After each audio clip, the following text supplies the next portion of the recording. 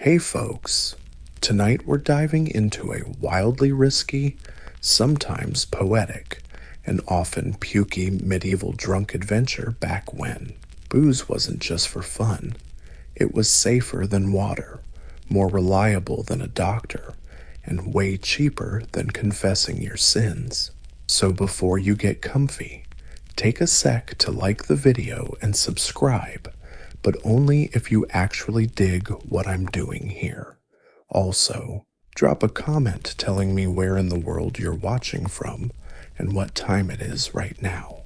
It's always cool to see who's joining us from across the globe. Now, dim those lights, maybe turn on a fan for some soothing white noise.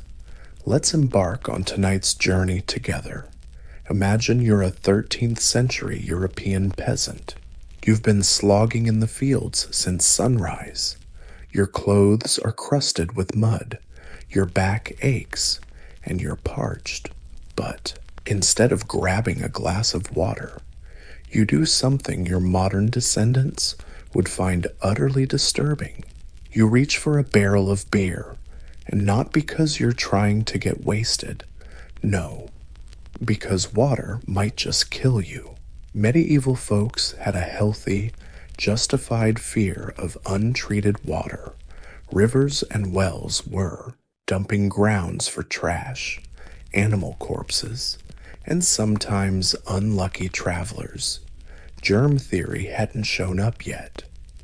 But after many unfortunate trial and error moments, people figured out that drinking straight from the stream was the fastest way to end up face down in a ditch or a shallow grave.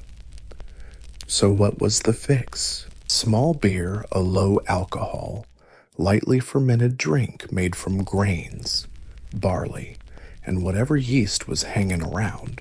It wasn't glamorous, not very strong, but definitely safer than the plague-infested puddles outside. Kids drank it. Nuns drank it. Even monks drank it. Though, to be fair, they probably had better stuff. The average medieval person downed about a gallon of beer a day. Yep, a gallon. Not because they were all raging alcoholics, honestly. Some definitely were, but mostly because they just didn't trust water. It was cheaper and easier to make than wine, especially up north, in many places. Beer wasn't just a drink, it was a food group, a calorie delivery system in a cup, basically liquid bread, and way harder to chew than the moldy mess that the local miller called food. And no, folks weren't stumbling around drunk all day. Small beer usually had about 1 to 2% alcohol, just enough to kill bacteria. Not enough to start a tavern brawl before breakfast, but if you overdid it, especially on an empty stomach, things got messy. While peasants drank crappy beer to avoid dying from swamp water, monks did something a bit classier. They invented medieval craft beer, yep, between chanting prayers, copying manuscripts, and regretting their celibate lives. Monks quietly became Europe's original brewmasters. They didn't just drink like normal people. They ran brewing operations right inside their monasteries, and they were damn good at it. Really good. Why monks? Well, monasteries were clean, relatively stable, full of literate dudes with time on their hands and access to big pots. Brewing became part of monastery life, like praying, fasting, and passive-aggressively judging each other's handwriting. They brewed for guests, pilgrims, charity, and of course, themselves. Don't pretend those holy men didn't sneak us some beer between Vespers and Compline. They also perfected recipes. Unlike peasants who just tossed grains in a pot and hoped for the best. Monks kept meticulous records. They measured ingredients, timed fermentation. They even added hops. Yes, hops, the plant that gives beer its bitter kick and lets you pretend you're a sophisticated IPA snob. While common folk drank small beer, monks brewed stronger stuff. Why? Because they could. Also, during fasting, solid food was banned, but beer wasn't. This brilliant theological loophole gave rise to what monks affectionately called liquid bread. It had calories, it had flavor, and it had booze. What else does a cloistered life need? Some monasteries did this so well, their beer became famous all around. Townsfolk didn't come to the monastery for spiritual enlightenment, they came to drink. By the 14th century, many monasteries ran their own mini breweries, what we'd now call craft beer spots, except instead of some dude named Chad in a flannel shirt, it was Brother Gregory with rosewater and perfectly fermented flavors. Monastic beer became a brand. To this day, some beers still carry names linked to old monasteries, proving the saints really got the sacred bond between humans and their pint. Before Instagram, before Facebook, and long before you could ruin your rep with one bad tweet, there were pubs. And in medieval times, pubs were where everything happened. Weddings planned, deals made, even battles kicked off, and yes, people got gloriously wasted, biblically so. The pub was the medieval answer to both the office and the town square. You showed up for news, neighborhood gossip, tax debates, and occasionally to find out if someone got secretly excommunicated. Basically, a medieval Reddit with more beer and way less trolling. Gently inside, it was simple dirt or straw floors, rough wooden benches, an open fireplace, and a barkeep who may or may not have washed a mug this week. The air thick with smoke, garlic, and regret. On crowded winter nights, you'd see traveling musicians, dice games, or impromptu pig auctions between rounds. The drink menu modest, usually beer, maybe some cider, and if you were lucky or rich, a splash of wine, but nobody came for variety. They came for chaos.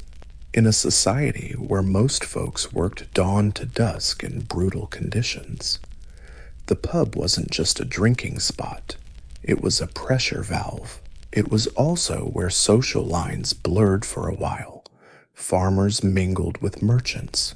Clergy shared benches with blacksmiths. Occasionally, someone would start speaking Latin after a couple of drinks, and nobody stopped them. Everyone was equal before the beer until someone knocked over a stein. Then all hell broke loose. Of course, not everyone was a fan. Church leaders complained pubs were sin dens, and city councils tried to control them, about as successful as managing pigeons. But the truth is, simple pubs were necessary. They kept communities tight, melted stress, and gave folks a place to hash out arguments, money troubles, and memories all in one night. In medieval Europe, how drunk and disgraceful you got usually depended on your social class, because getting wasted wasn't a one-size-fits-all experience. It was messy, like a wobbly wedding cake with a sleeping goat underneath. Let's start at the bottom, the peasants. Regular village workers sipped weak beer or cider, all day not partying, just surviving. It was calories, a water substitute, and honestly, one of the few affordable pleasures in a life full of blisters and taxes. Peasants drank from wooden mugs, clay jugs, or if desperate, their hands. Getting drunk wasn't always the goal, but on holidays, you might find someone waking up in a haystack, no memory, wearing someone else's shoes. Now let's climb the muddy social ladder to the nobles. Here, alcohol was a status symbol. Nobles drank wine, ideally imported, insanely expensive, and from goblets big enough to double as helmets. The wine was often sweetened, spiced, or perfumed, because nothing screams power like sipping something that smells like your grandma's closet. Noble court parties were like water marathons, lots of food, non-stop refills, and toasts so long you could grow a beard mid-sentence. Getting drunk at court was normal, even expected, but you had to do it with style. An experience was fit for everyone. It sheds tears, like a wobbly wedding cake with a goat napping underneath. Let's start from the bottom up. The peasants, regular village workers, usually sipped weak beers or cider all day, not to party, but to survive. It was their calories, their water substitute, and honestly, one of the few affordable pleasures in a life full of blisters and taxes. Farmers drank from wooden cups, clay jugs, or if desperate, straight from their hands. Getting drunk wasn't always the goal, but on holidays, you'd find someone waking up in a haystack, memory wiped, wearing someone else's shoe. Now let's climb the muddy social ladder to the nobility. Here, booze is all about status. Nobles drank wine, preferably imported, outrageously expensive wine, served in cups big enough to double as helmets. They'd add sugar, spices, or perfume to their drinks, because nothing screams power like knocking back something smelling like your grandma's closet. Court parties were like water marathons, loads of food, endless rounds of drinks, and toasts so long you could grow a beard mid-sentence. Getting wasted at court was normal, even expected, but you had to do it with style. Slurred Latin and wine-stained robes, forgivable. Vomiting on a bishop, less so. Then there were monks and clergy living in their own bubbles, technically celibate, occasionally sober. Monasteries brewed beer, but of course, priests drank for sacramental reasons, which is just a fancy way to say they often got drunk at evening prayers. Then there were monks and clergy living in their own bubbles, technically single, occasionally sober. Monasteries brewed beer, but of course, priests drank for sacramental reasons, fancy way of saying they were often drunk during evening prayers. But whether peasant or noble, the one golden rule was don't waste booze. Wine was precious. Every drop was hard-earned, fermented, stored, and hauled by someone who really enjoyed naps. You drank what you had, and you cherished it, or you fought the baker and got locked in the cellar. Drinking was the medieval power balance. It dulled the poor's pain and pumped up the rich's ego. Everyone learned something from it. Some got hangovers, some became legends. So you might wonder, what exactly did medieval folks drink when they wanted to chill or just survive a day of farming, plague, or papal taxes? Let's start with beer, the medieval go-to drink. This stuff wasn't filtered, had zero fizz, and was often thick enough to chew, brewed from barley, oats, or whatever grain the rats hadn't stolen that week. Beer came in all strengths: small beer, light beer, regular, knock you on your ass strong, and the kind that made you see angels, or start reciting poetry, sometimes both. Next up, mead, the drink for those wanting a hint of myth, made from fermented honey and water. This booze was sweet, potent, and the party favorite for folks who thought regular beer was just too boring. If Allie was the village plumber, mead was the bard with a trophy and a mysterious glare. Then there was wine, mostly for the rich, monks, and anyone living in southern Europe, where grapes were way more common. But medieval wine was nothing like today's Merlot. It was usually sour, watery, and often mixed with herbs, spices, or even sauces. Yeah, buddy. Nothing screams sophistication like a salty sip of Cabernet with a side of regret. There was also cider and perry-fermented apple or pear drinks, popular in orchard areas, sweet, fizzy, and dangerously easy to overdrink, especially if you'd planned a day off from work. And then things got weird. Some drank braggot, a medieval hybrid of beer and mead, usually strong enough to strip paint. Others preferred posset, a strange hot mix of curdled milk and beer. Imagine a frothy soup made by an angry person with cows doing the cooking. Occasionally, they turned to medicinal brews.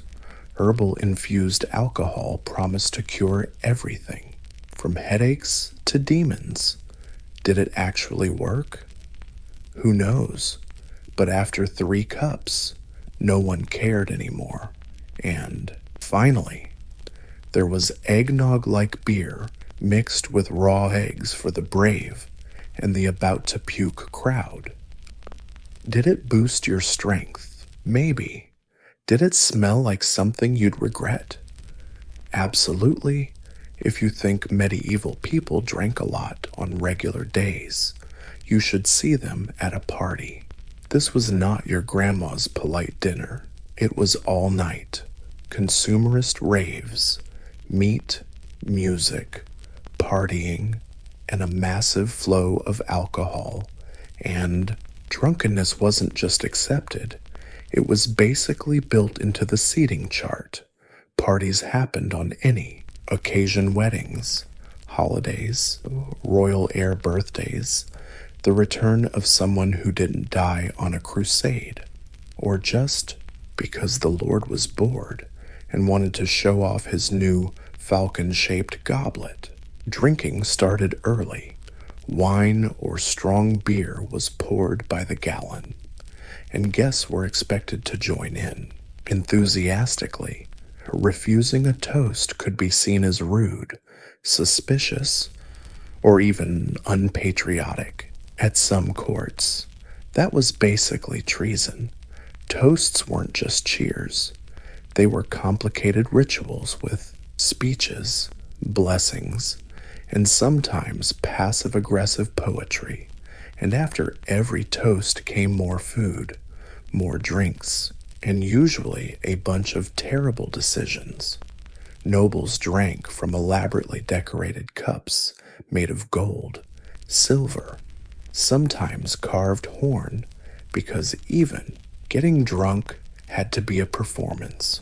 Meanwhile, servants ran around refilling cups, clearing spills, which is edible plates made from stale bread, silently judging everyone. As the night drags on and all the frustration melts away, the party usually turns into chaos with singing, wrestling, and long-winded stories nobody asked for. There are medieval records of sword fighters ditching their duels halfway through for a better joke, or just to make their beards look more dignified. Then there are entertainers, singers, dancers, jugglers, or some dude making awkward shadow puppets after. I've had way too much to drink, all fueled by the same overflowing spirit. If it goes well, you stagger home full of roast goose and joy. If not, you wake up under the table next to a clown and a pile of broken stuff, swearing you'll never drink again until next week. Of course, parties were basically chaos and booze, the glue and the social catalyst. If you think beer pong is humanity's peak achievement, let me introduce you to the medieval madhouse of drinking games, where stakes were sky high, rules vague, and injuries almost guaranteed. Getting drunk wasn't just a side effect of medieval socializing, it was the main event, and the games pushed things forward. These weren't neat competitions with scoreboards. No. They kicked off with laughter and ended with someone passed out in a barrel of turnips. One of the favorite pastimes was the cheer war. Two or more folks tried to out-cheer each other, not with witty words, but sheer volume.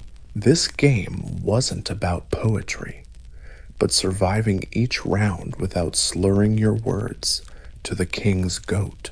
Another classic was dice throwing, usually for drinks, coins, or some suspicious favors.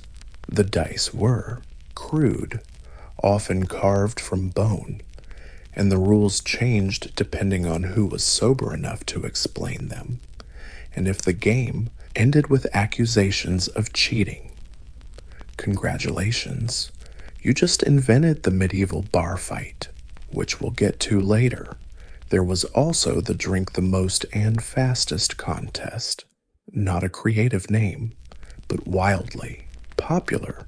It wasn't really about winning, but bragging rights and possibly a liver transplant. Medieval folks took pride in how many barrels they could knock back before face planting into the hedge among the nobles. Drinking games came wrapped in ceremony and etiquette. Like royal oaths, a lady might challenge a knight to down a cup in her honor, a task he'd accept dramatically, maybe while composing a short poem, an epic, and trying not to burp while reciting rhymes. Of course, there were games with physical consequences too, balance contests, dizzy challenges, and impromptu wrestling when someone mistook a minstrel for a demon. The real goal wasn't winning. It was drinking more, laughing harder, and testing the sturdiness of the local furniture.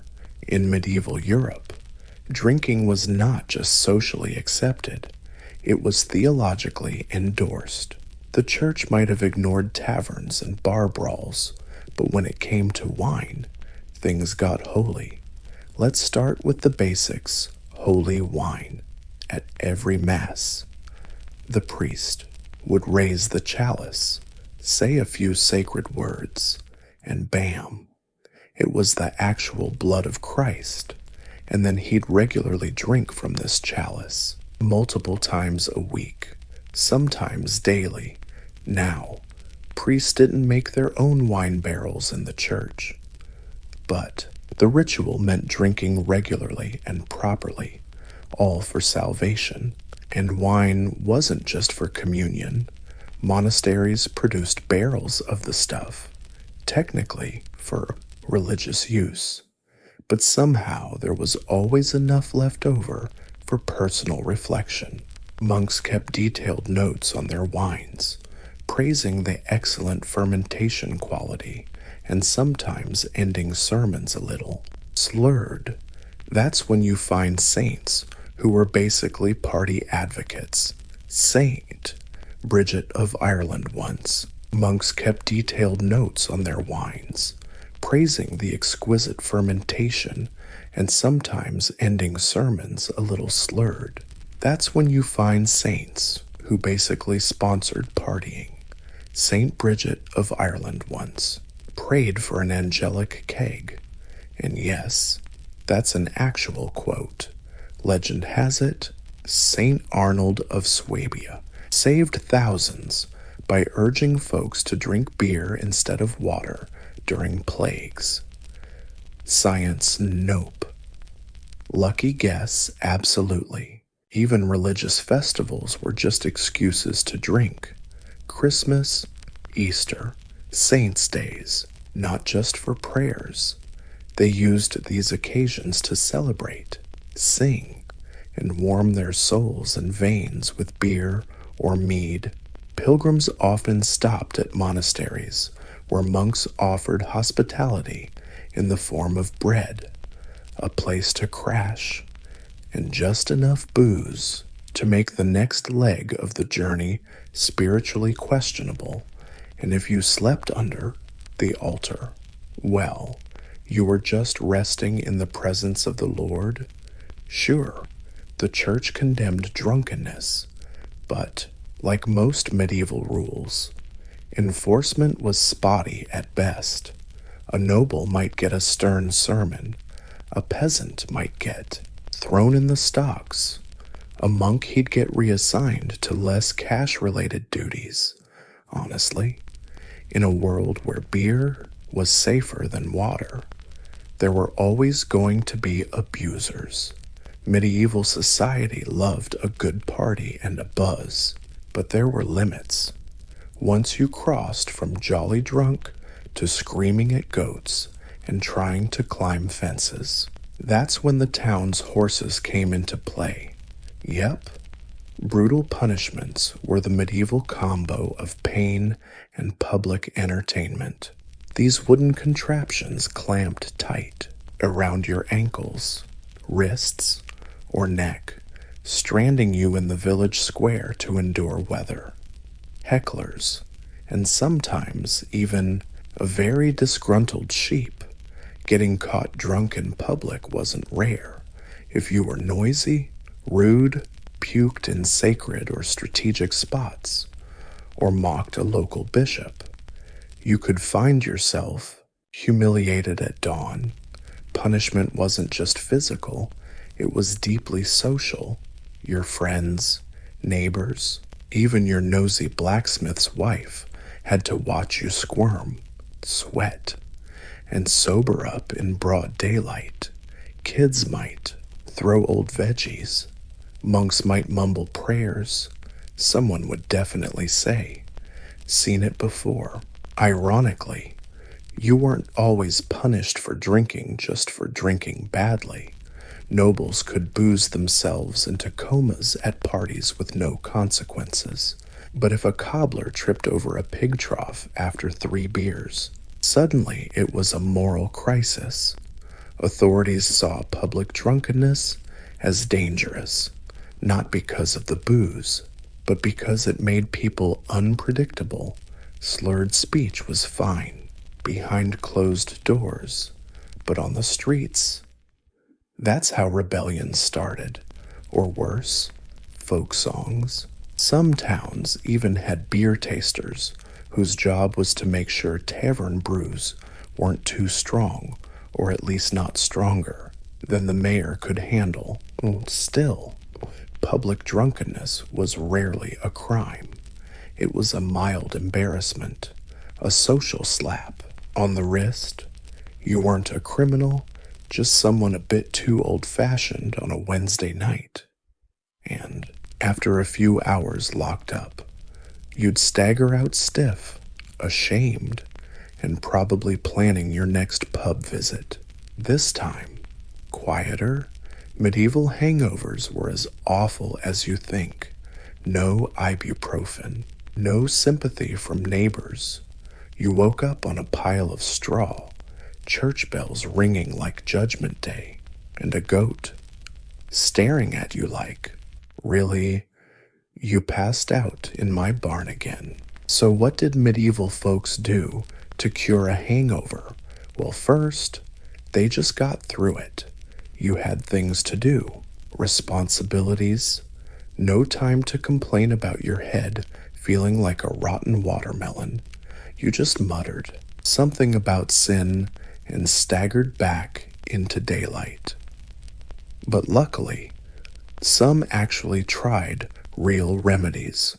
A popular one was raw eggs and beer, because nothing says recovery like mixing what wrecked you with something that might give you salmonella.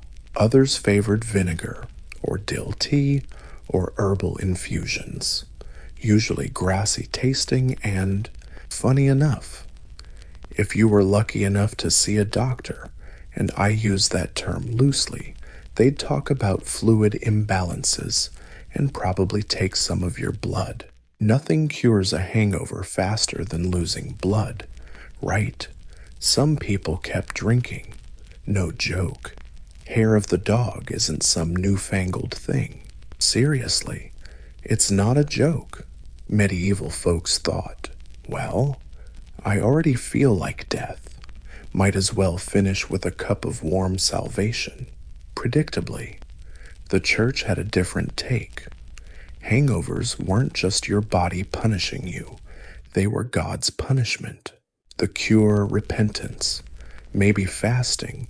Nothing beats a headache like guilt and a stale piece of bread. Honestly, most people probably didn't call it a hangover. They just called it Thursday. But don't be fooled. Getting drunk in medieval times had consequences. The difference, you couldn't tweet about it.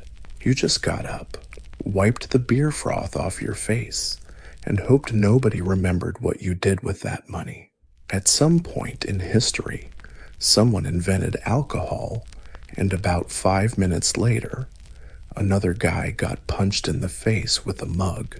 Welcome to the chaotic world of medieval bar fights, where honor, drinks, and your questionable singing could get you into trouble. Taverns were no quiet places.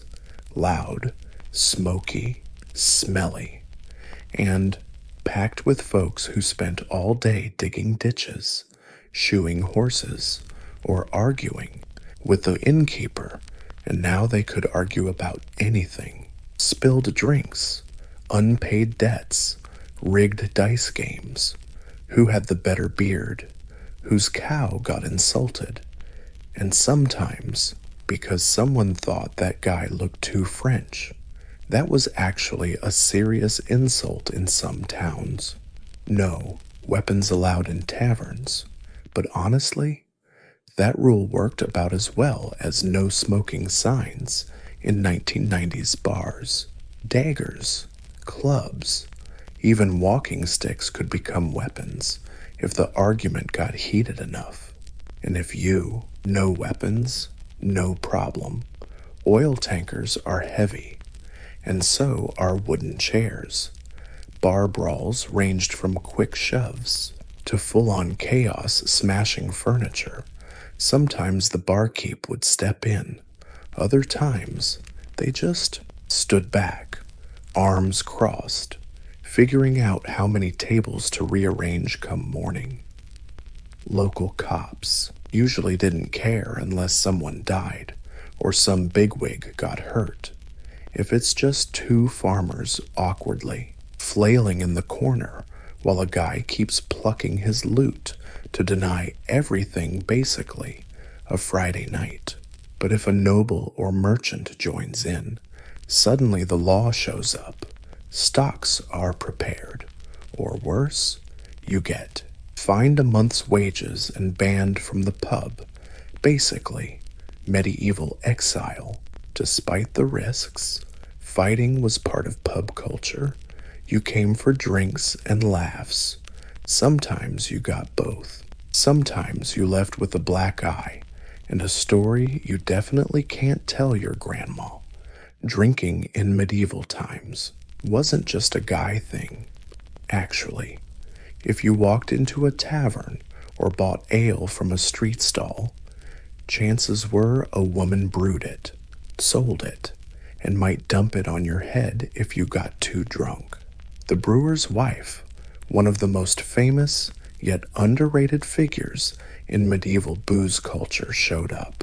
These ladies were the drunken blacksmiths of curses. They brewed small batches at home, then sold it in jugs, windows, or little stalls called family businesses, like baking or churning butter, except theirs might get you wasted and occasionally earn you a drunken blacksmith's curse. They brewed small batches at home, then sold it in jugs, windows, or little stalls called taverns. Some worked behind the scenes, others ran public pubs, and yes, they could get into trouble, especially if their ale was too strong, too weak, or mysteriously hallucinogenic, leading to cockfights. These wives had to follow local brewing laws that changed with the town, the year, or the inspector's mood.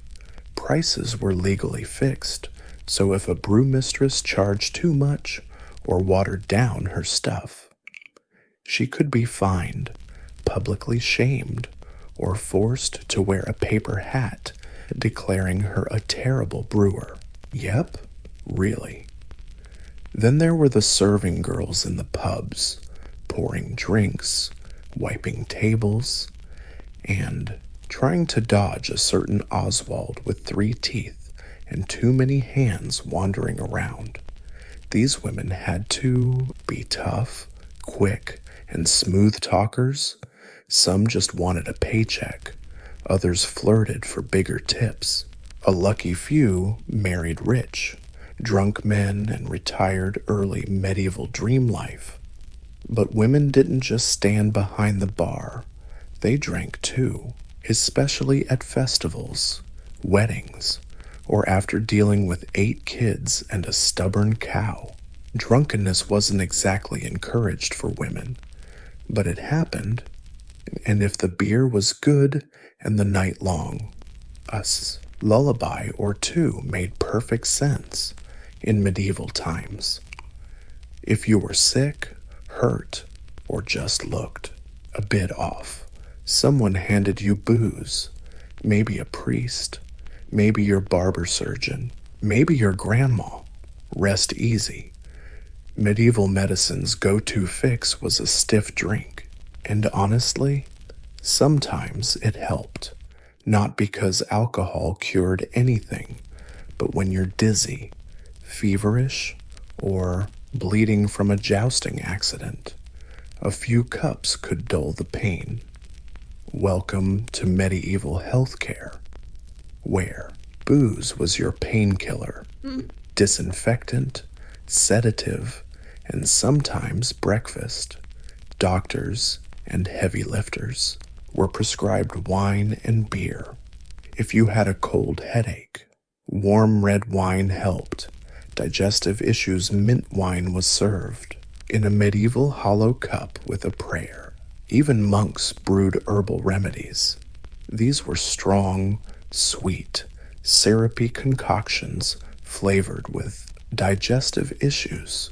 Medieval folks served honey mead mixed with herbs in an empty cup, along with a prayer.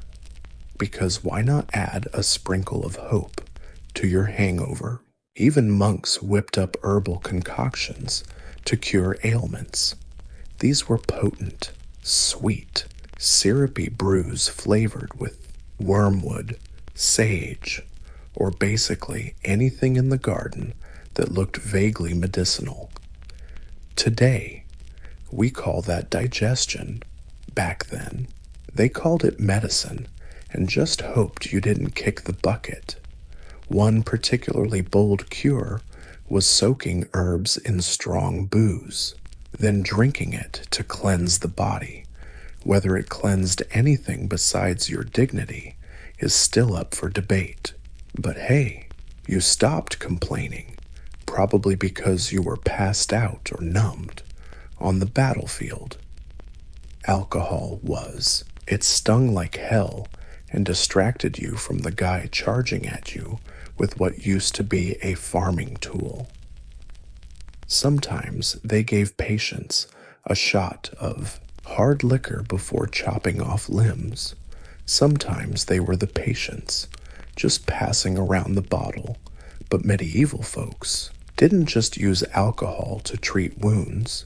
It was prescribed for depression, plague symptoms, postpartum recovery, and mental despair if you're still breathing. Chances are you've had a bottle of this miracle cure stuck to you. Does it work? Sometimes. Does it make things worse? Sometimes that too.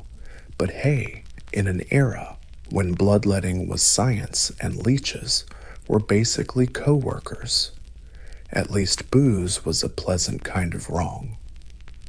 If there's one thing the government's always good at, it's noticing when people are having fun and figuring out how to tax it.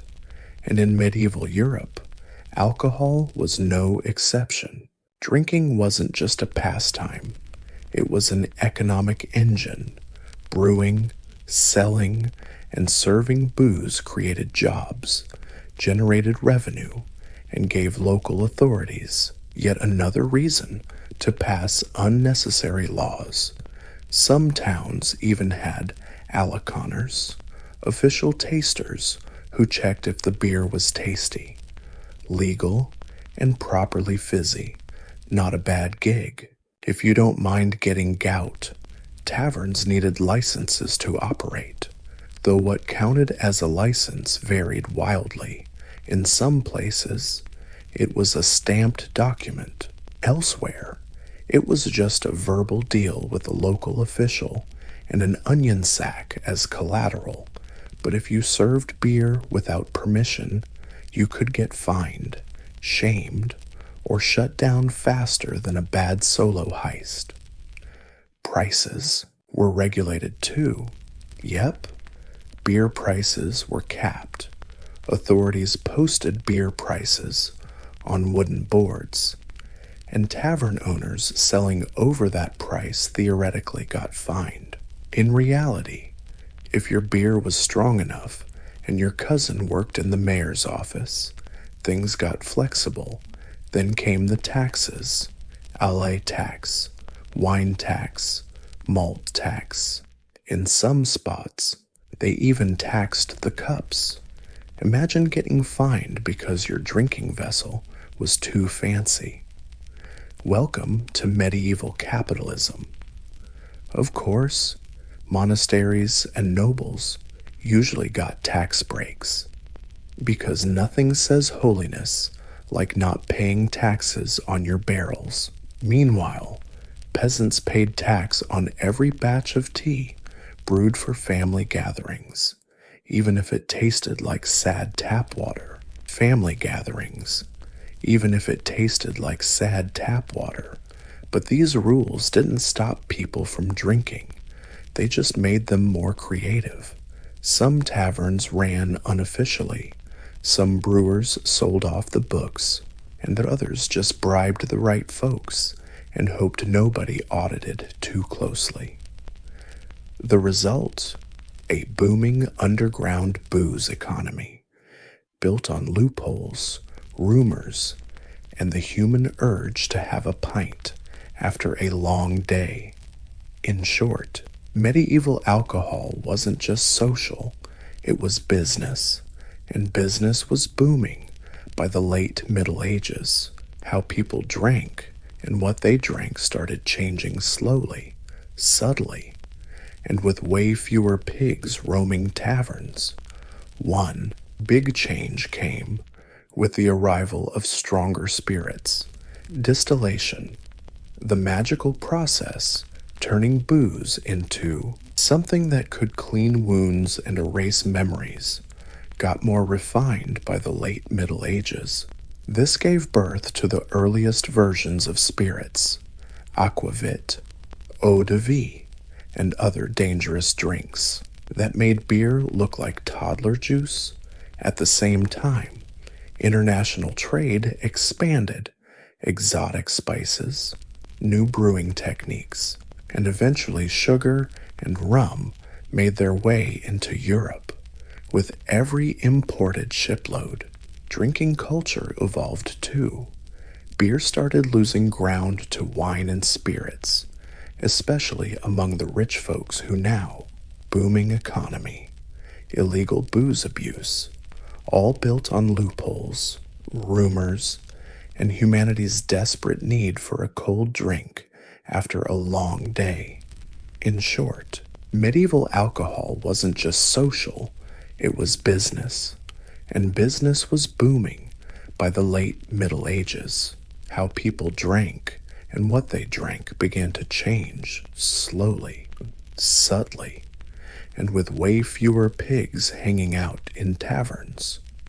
One major shift came with the arrival of stronger booze, distillation, the magical process turning wine into something that could clean wounds and erase memories got fancier by the late Middle Ages. This gave birth to the first versions of spirits like aquavit, water of life, and other dangerously strong drinks that made beer look like toddler juice.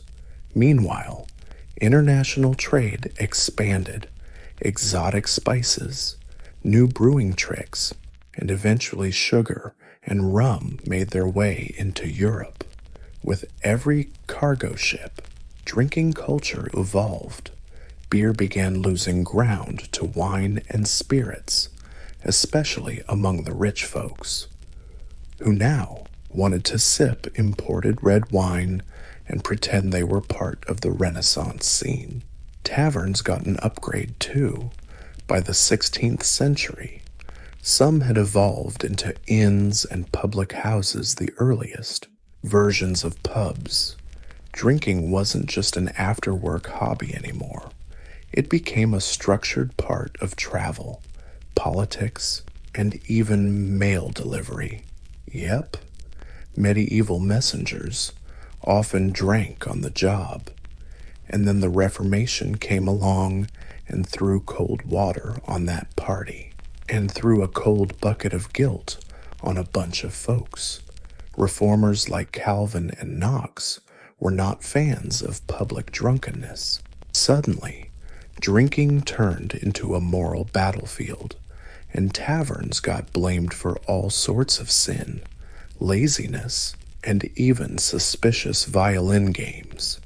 Governments clamped down hard.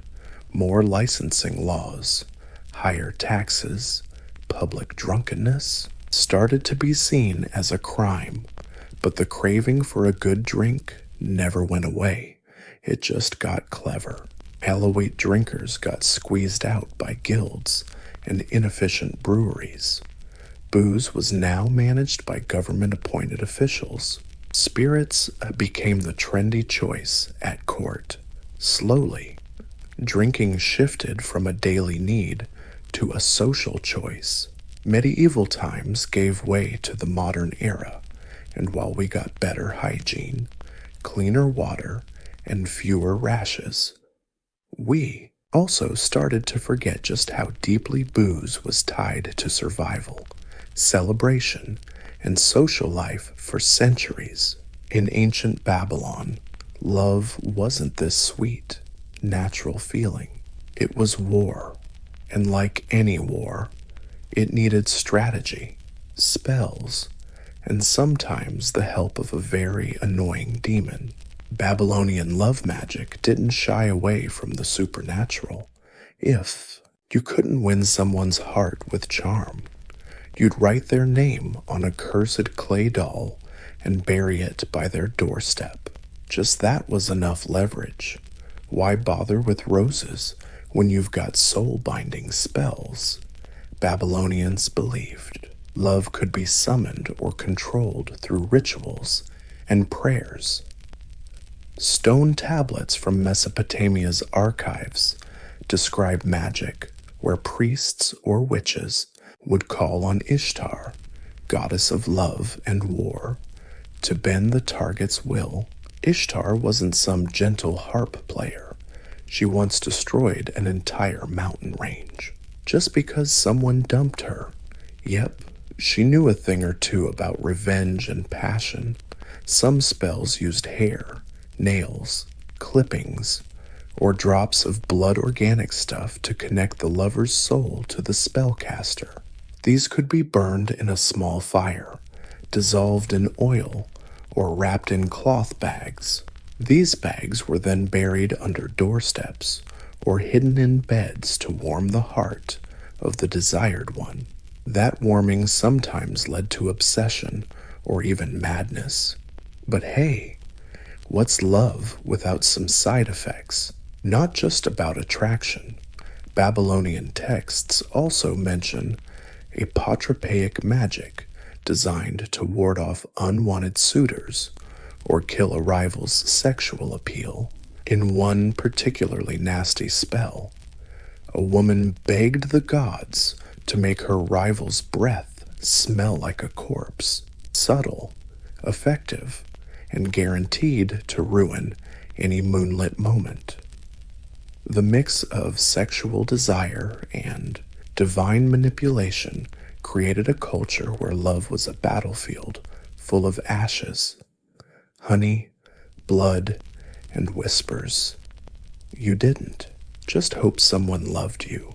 You dragged them into a cosmic tug-of-war using scrolls, dolls, and invisible spirits to flip the script. Love in Babylon rarely got reciprocated. It was an act of will, and when words failed, magic stepped in, carved onto uniforms, whispered to stars, and sealed with sacred smoke. Babylonian love wasn't pure, but it was intense. In ancient Greece, love charms weren't roses and hearts, but domination and desperation. The Greeks had a specific word for this magical obsession, eros, but it wasn't the sweet kind of affection you'd write poems about. It was madness, fury, capable of driving someone to temples begging for mercy rather than strolling hand in hand through olive groves. Greek love magic split into two potent branches, agoge magic and philia magic. Agoge spells aimed to pull someone sometimes literally right to the caster. Mostly used by men, these spells aimed to spark desire, cause sleeplessness, and even give victims hallucinations until they surrendered to lust. A typical agoge spell might say something like, "Burn her heart until she has to crawl to me." Yes, crawl, like on hands and knees. The Greeks weren't exactly subtle about their intentions. These spells were often inscribed on cheap, durable lead tablets, packed with symbols, buried in cemeteries or Wells places, thought to be gateways to the underworld. Why? Because these spells often called up underworld spirits or restless ghosts to do the dirty work. Want someone to fall for you? You'd summon a dead guy with nothing better to do. On the flip side, philia magic was more about managing feelings.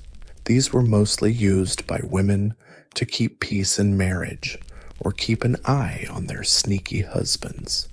Instead of fiery passion, philia spells focused on harmony and loyalty, sometimes soaked into wine or oil. They worked like magical chill pills hidden in everyday rituals. Of course, herbs and potions played their part too. The Greeks used aphrodisiacs like mandrake root, which kind of looks like a little person, and supposedly screams when pulled out. Probably not the best date gift. Love potions also included honey, aromatic resins, and even crushed bones mixed into drinks or rubbed on clothes. One especially potent recipe involved menstrual blood, a pretty intimate and powerful ingredient believed to bind a man's soul to his lover forever. Greek erotic magic wasn't romantic in the modern sense. It was strategic, primal, and often aimed at control rather than consent. For some reason, Eros, the god of love, is usually pictured blindfolded and holding a bow. Love isn't just blind, it's dangerous, and the Greeks knew exactly how to use it as a weapon when it comes to love. The ancient Romans took what the Greeks started and added more booze, more drama, and way more loopholes. Roman love charms weren't just folk traditions whispered between lonely hearts. They were tools of influence, status maintenance, and sometimes revenge in a society obsessed with order and honor. Controlling someone else's desire was a sneaky way to rewrite fate. Roman love magic came in many forms, but binding spells were the most popular. These were usually etched on thin lead sheets, folded like cursed love letters, then buried in graves or thrown into rivers. The idea was to trap the target's mind, body, and spirit by begging chthonic gods like Pluto or Hecate. The tone was often sharp, commanding, and drenched in desperate pleas. Some sounded like court summons, others were dramatic pulp novels. A particularly weird example from Rome demanded that a woman named Victrix burn with love for me. Marcus, in those prayers, love and lust were seen as natural extensions of divine will, but divine will could be influenced through the right hymn, the right words, and properly charged amulets. The ingredients hovered between medicine, magic, and poison. You weren't just flirting with, like a torch, day and night, until she can't stand living without me anymore. Sounds romantic, right? Until you realize Marcus buried that spell next to a child's grave to boost its power. Perfume and oils. Roman-approved moral options were another way to mess with magic. Women would anoint themselves or their crushes with blends of herbs like horsewhip, mint, or even deadly nightshade, which could either soothe or stir you up depending on the dose. A woman smelling sweet might not just be trying to impress. She could be rocking a liquid love potion to catch her secret crush's eye. One famously shady Roman tactic was Venus wine, a potent love drug supposedly packed with animal parts, weird herbs, and bodily fluids. Rumor has it, slaves and courtesans often slipped it into their masters' cups to shake up the power balance. If the drug didn't work, at least the booze could make the poor guy a bit more vulnerable. Here's the kicker. Roman law accepted love magic, but not as a crime fueled by passion. Instead, it got lumped in with general witchcraft and seen as a public threat if it messed with property rights or inheritance. Love was just fun and games until someone cursed a senator to stay single forever. For Romans, love was political, magical, and sometimes downright poisonous, just like they liked it. In ancient Egypt, love was sacred, mysterious, and dangerous if it fell into the wrong priest's hands. Egyptian love charms mixed piety, poetic metaphors, and when needed, ruthless manipulation. This wasn't teenage heartbreak rambling. These were carefully drafted spells, often written on papyrus and blessed by gods like Hathor, Isis, and Bez. If your heart broke in Egypt, you weren't just crying, you were summoning. Egyptians believed love could be stirred like a potion or opened like a tomb, and their magic reflected that. A popular technique was dream magic, where the spellcaster would summon a god or demon to appear in the dream of the desired person. The chant might whisper, "You crave her, like the desert craves rain." Elegant? Yep. Manipulative? Absolutely. A restored papyrus from the Ptolemaic era describes a spell where the target's heart is like a caged bird, endlessly flying unless reunited with the spellcaster. These texts were often written in red ink, believed to hold magical power, and sometimes included tiny drawings of bound figures or symbolic birds with clipped wings, just in case. The gods needed a visual reminder, but it wasn't all metaphors. Physical objects had power too. Wax statues were used to represent both caster and target. These dolls were anointed with perfume, stabbed with needles, or placed in jars engraved with love spells, and depending on the goal, passion, or punishment, the results could vary wildly. Want affection? Rub lotus oil on the doll. Want revenge for rejection? Add scorpion venom. The potion was popular, usually made of honey, wine, mandrake root, and not surprisingly, blood. Some spells even called for mixing menstrual blood with beer, believed to bind the man's soul to the woman's through shared essence. Try offering that at a modern cocktail bar and see how fast you get kicked out. What really set Egyptian love magic apart was its sacred meaning. This wasn't just trickery, these were prayers. Love and desire were seen as natural extensions of divine will. But divine will could be influenced through the right hymn, the right words, and properly charged amulets, roses.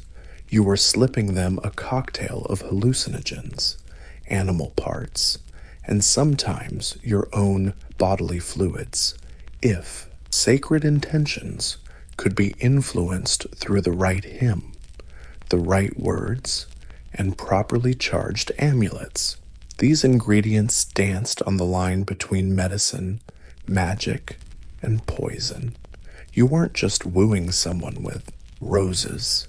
You handed them a cocktail of hallucinogens, animal parts, and sometimes even your own bodily fluids.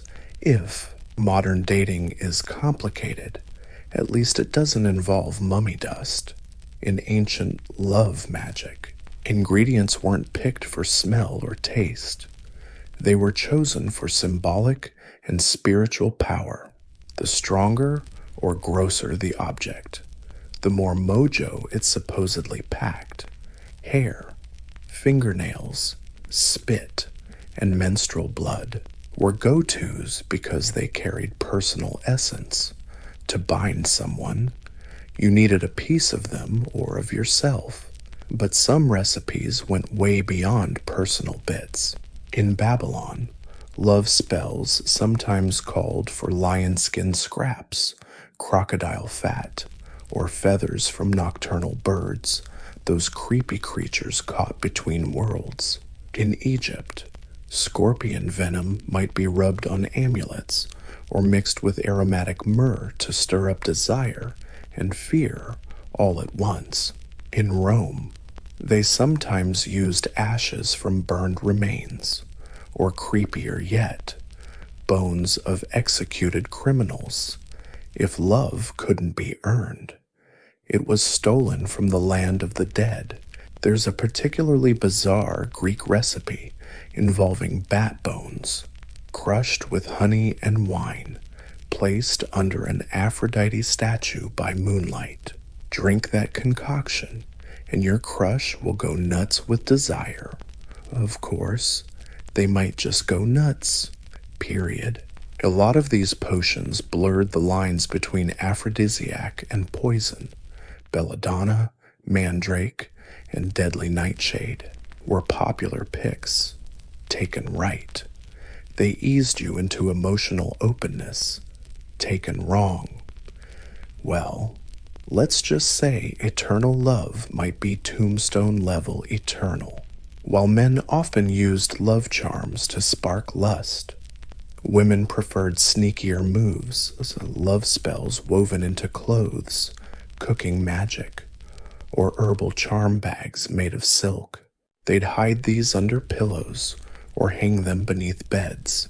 A Babylonian spell even told the lady to anoint her chest with sacred oil before hugging her lover, making the moment both sexy and enchanting. But not all ancient love spells aimed to ignite passion. Some were curses dressed up in sweet words but packed with venom. These weren't about mutual feelings. They were about domination, humiliation, or revenge. The real goal wasn't love, it was control. In ancient Greece and Rome, many so-called love charms were actually binding curses meant to crush the victim's will.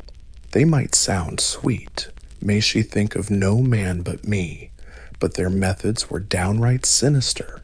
The idea was to shatter someone's emotional independence, cause insomnia, obsession, and turn them into an emotional slave. If that sounds like psychological warfare, well, that's because it was. These spells targeted both mind and body. A common Greek curse called on underworld gods to bind the victim's hands, feet, tongue, and even genitals, leaving them helpless unless they crawled back to the spellcaster. Lead tablets with these curses were folded tight, symbolizing the victim's sealed fate, then buried in tombs, wells, or crossroads places where the divine and mortal worlds intersect. A notorious Roman example begged Pluto to drive a woman crazy until she found me on the street. Included detailed instructions for her body tie up her knees so she can't dance with others. Bind her lips so she can't kiss anyone else. That's not romance. That's an emotional kidnapping with the help of some seriously spooky accomplices. Sometimes, these love curses had a second victim the rival. The spell would redirect all the target's passion to the spellcaster and wreck the rival's chances. A Carthaginian curse condemned a woman's rival to hair loss, hoarseness, and womb disease. A terrifying way to guarantee she wouldn't be anyone's love interest. A notorious Roman spell begged Pluto to drive a woman crazy until she found me on the street. Included specific instructions about her body. Tie her knees so she can't dance with anyone else. Tie her lips so she can't kiss another person. That's not romance. That's emotional kidnapping with the full cooperation of some seriously twisted co-conspirators. Sometimes these love curses even involved a second victim, a rival in that case. The magic redirected all the target's passion to the spellcaster while ruining the rival's chances. A Carthaginian spell cursed a woman's rival with hair loss, a hoarse voice, and womb disease. A terrifying way to make sure she wouldn't be anyone's romantic interest, even in Egypt, in a world where love magic usually comes wrapped in poetry. Curses still find a way to sneak in.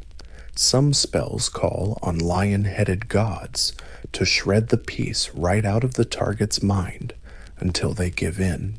Others get creative with tiny statues of the unlucky victims, stab 'em, burn 'em, smash 'em, while chanting cute little rhymes to bind their hearts to the spellcaster. Chanting those rhymes to tie their hearts to the spellcaster, despite all the fancy rituals and weird curses. Ancient love magic wasn't always hidden away in temples or etched on mysterious tablets. Most of it just lived right in everyday life. For many, casting love spells was as natural as brushing their hair or pouring a drink. Magic wasn't separate from reality. It was baked right in. In bustling markets from Babylon to Athens, vendors didn't just sell figs and perfume. They also sold magical charms, little amulets made from carnelian, hematite, or copper were worn inside clothes or sewn onto garments to attract love or ward off unwanted advances. Worn inside clothes or sewn onto garments to attract love or keep creeps away. Some looked like witches. Others like tiny hands or eyes symbols believed to charm or repel desire. A girl might wear one, hoping to catch a suitor's eye. A wife could tuck one under her mattress to keep the husband faithful. Love magic also snuck its way into food. Meals were cooked not just with spices, but with intention.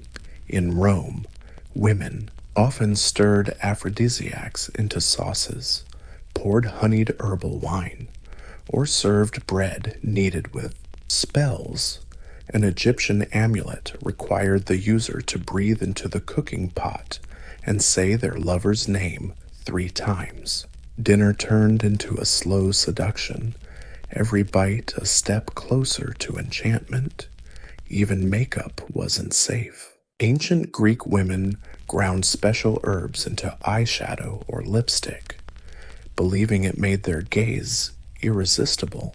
A Hellenistic spell told a woman to chant hymns to Aphrodite while applying blush, turning her daily beauty routine into a sacred act of attraction. Clothes carried magic too. A Babylonian text advised washing clothes in holy water before gifting them to a potential lover. When done, the shirt became a talisman, and if the lover wore it, the spell was said to tighten like a net. These everyday magic tricks weren't always grand or theatrical. They were subtle, intimate, done in kitchens, bedrooms, and bathrooms. For ancient folks, love magic wasn't just for daring witches or vengeful nobles. It was for everyone. Despite all the seductive promises, ancient love spells were never guaranteed to work, and when they backfired, the results could be seriously ugly, even tragic.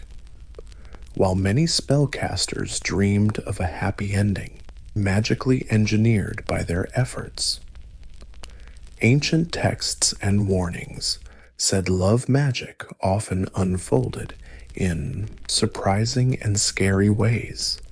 The same spell used to bind a lover could just as easily summon sickness, madness, or divine punishment. In Greece and Rome, philosophers and priests warned against meddling with someone else's will. Theophrastus mocked those relying on love potions as fools and desperate losers. Pliny the Elder bluntly called love magic dangerous superstition, warning that its practitioners were either deluded or criminals. Even in magical scrolls, you'd often find warnings. Don't call this spirit unless you're ready to accept the following. And what happens next might be downright horrifying.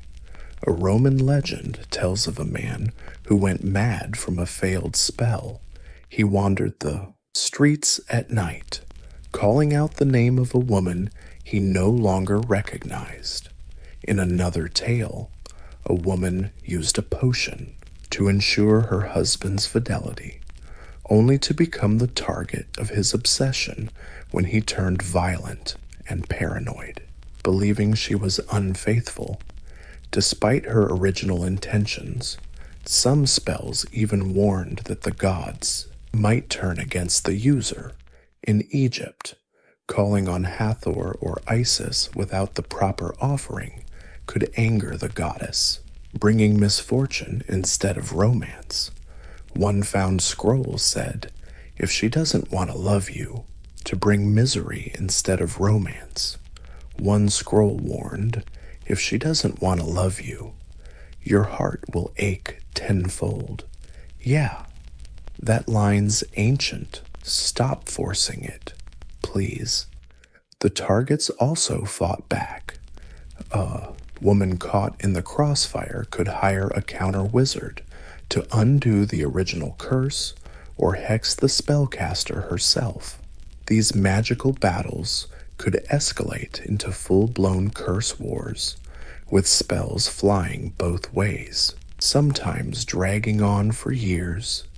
Talismans, salt circles, and sacred words were all part of the defense arsenal. Maybe the real magic was endurance. The creepiest part, love spells, usually ended up creating obsession more than actual affection. The poor victim might feel forced but confused, physically attracted but emotionally empty. Love turned into compulsion, a haunting echo of real connection. Even though the Babylonian gods have been silent for ages and Roman tombstones have crumbled, the heartbeat of ancient love magic never really stopped. It just adapted. The potions, spells, and rituals of the ancient world evolved, wrapped up into folk traditions, superstitions passed down by word of mouth, and even self-help rituals we still see today. Take the idea of love potions, for example.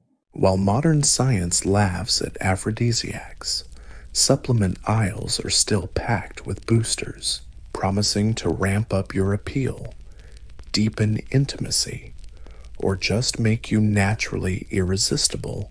Ancient herbs like mandrake, damiana, and ginseng are still brewed into teas and oils to spark passion.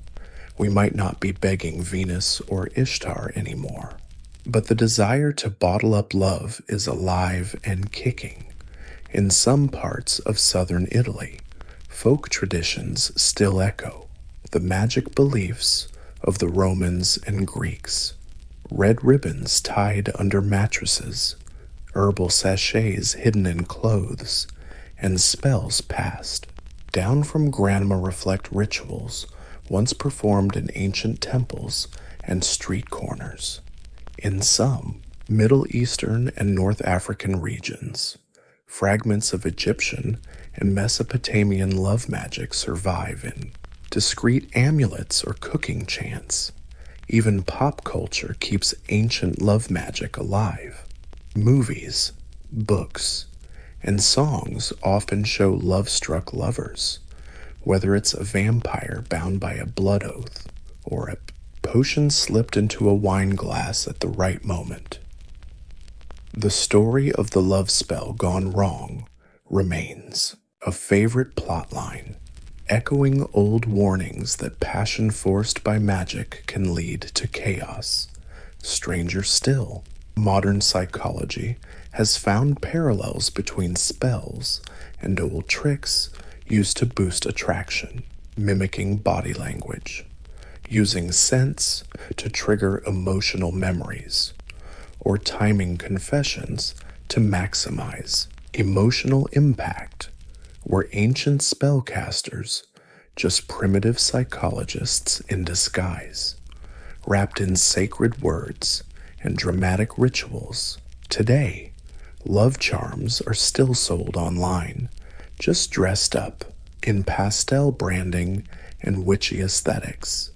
Etsy shops offer custom candle spells, while TikTok hosts tutorials that somehow don't feel out of place on a scroll of ancient Greek papyrus. Ultimately, ancient love magic wasn't just about making someone fall for you.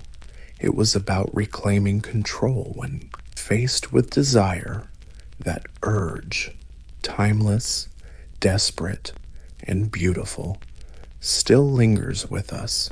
We still chase that magic to be seen, wanted, and chosen. And if a little spell helps, why not? In ancient Greece, sports weren't just fun and games. They were sacred duties, divine displays of flesh and will before the gods.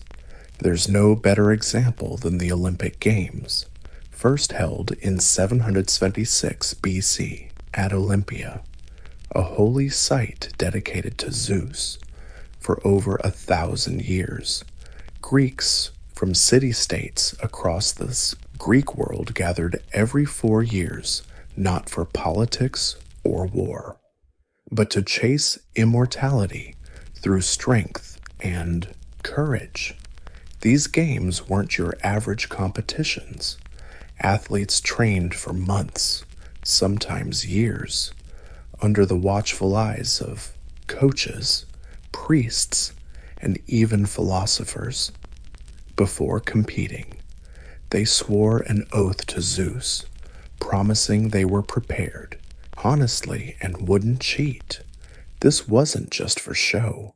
Breaking the oath could get you publicly whipped or disgracefully banned from competing. Honor was everything, and if you're picturing chariot races and tossing discs in flowing fancy cloaks, nah, Greek athletes competed completely naked. Yep, that's honoring the male form, but also a big middle finger to secrecy. No hiding, no armor, no sneaky tricks, just raw muscle and the gods judging from above. The original events were simple running, long jump, discus, javelin, wrestling, and boxing. Then came pancration, a brutal mashup of wrestling and boxing with barely any rules. Fingers got snapped, eyes got gouged, crowd went wild. Death wasn't common, but it wasn't taboo either. Winning meant more than bragging rights. Champs got simple olive wreaths, but came home as heroes. Some cities handed out free meals for life, front row theater seats, or even tax breaks. Poets immortalized them. Sculptors carved their marble likenesses for a fleeting moment. They were godlike, but no women allowed. Not in the stands, and definitely not competing. The Olympics were strictly male only, though women had their own festival, Hera's festival, also at Olympia, had a foot race for unmarried women. Still, nothing close to the testosterone-fueled carnage that defined the men's arena. The Greek Olympics weren't just games. They were a sacred flame burning with ambition, discipline, and divine expectations to run, fight, and win. Not just sport, it was ritual, legacy, a weaponless battle. If Greeks turned sports into holy ceremonies, the Romans turned them into blood-soaked spectacles. In the Roman Empire, sport meant violence, and nothing screamed that louder than gladiator games. This wasn't a polite date in fancy robes. It was a brutal show of life and death, designed to shock the crowd, honor the dead, and remind everyone who held the power. Gladiators were usually slaves, war prisoners, or convicted criminals, but despite their low status, Some became household names, like Spartacus, who turned into a legend. Admired even though he was thrown into the arena for the crowd's amusement. Trained in special schools called ludus, these men and sometimes women were taught to fight with discipline, precision, and flair. The flashier, the better. Bloodshed was part of the entertainment. The most famous arena, of course, was the Roman Colosseum in Rome. So, technical marvel holding up to 50,000 spectators. Events were free, sponsored by emperors and politicians desperate for public approval. They called it bread and circuses. Feed the people and entertain them, and they won't ask too many questions about corruption or conquest. Fighting styles varied. Some gladiators fought with sword and shield, secular. Others wielded nets and tridents, retiarius. Each had strengths, weaknesses, and costumes carefully designed for unpredictable and thrilling matchups. The games also included staged battles, beast hunts, and public executions, a mix of sport, drama, and horror. But not every fight ended in death, contrary to popular belief. Most matches ended when one fighter gave up. Killing a well-trained gladiator wasn't good for business. These fighters were investments. Only the editor, the game sponsor, could decide if the loser lived or died. And yes, the infamous thumbs up or down gesture may be just Hollywood's invention. Ancient sources are vague, so let's call it a movie myth. Although bloody, some gladiators earned celebrity status. They got gifts and fan mail. Yep, ancient graffiti praising. Nice legs and sometimes even freedom have been found.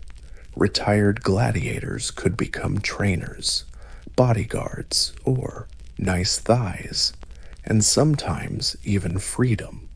Retired gladiators could become trainers, bodyguards, or minor celebrities long before football, baseball, or basketball existed. People in Central America played a game that was part sport, part religion, and part cosmic metaphor. Today, it's known as the Mesoamerican ball game, or casually, La Malisti.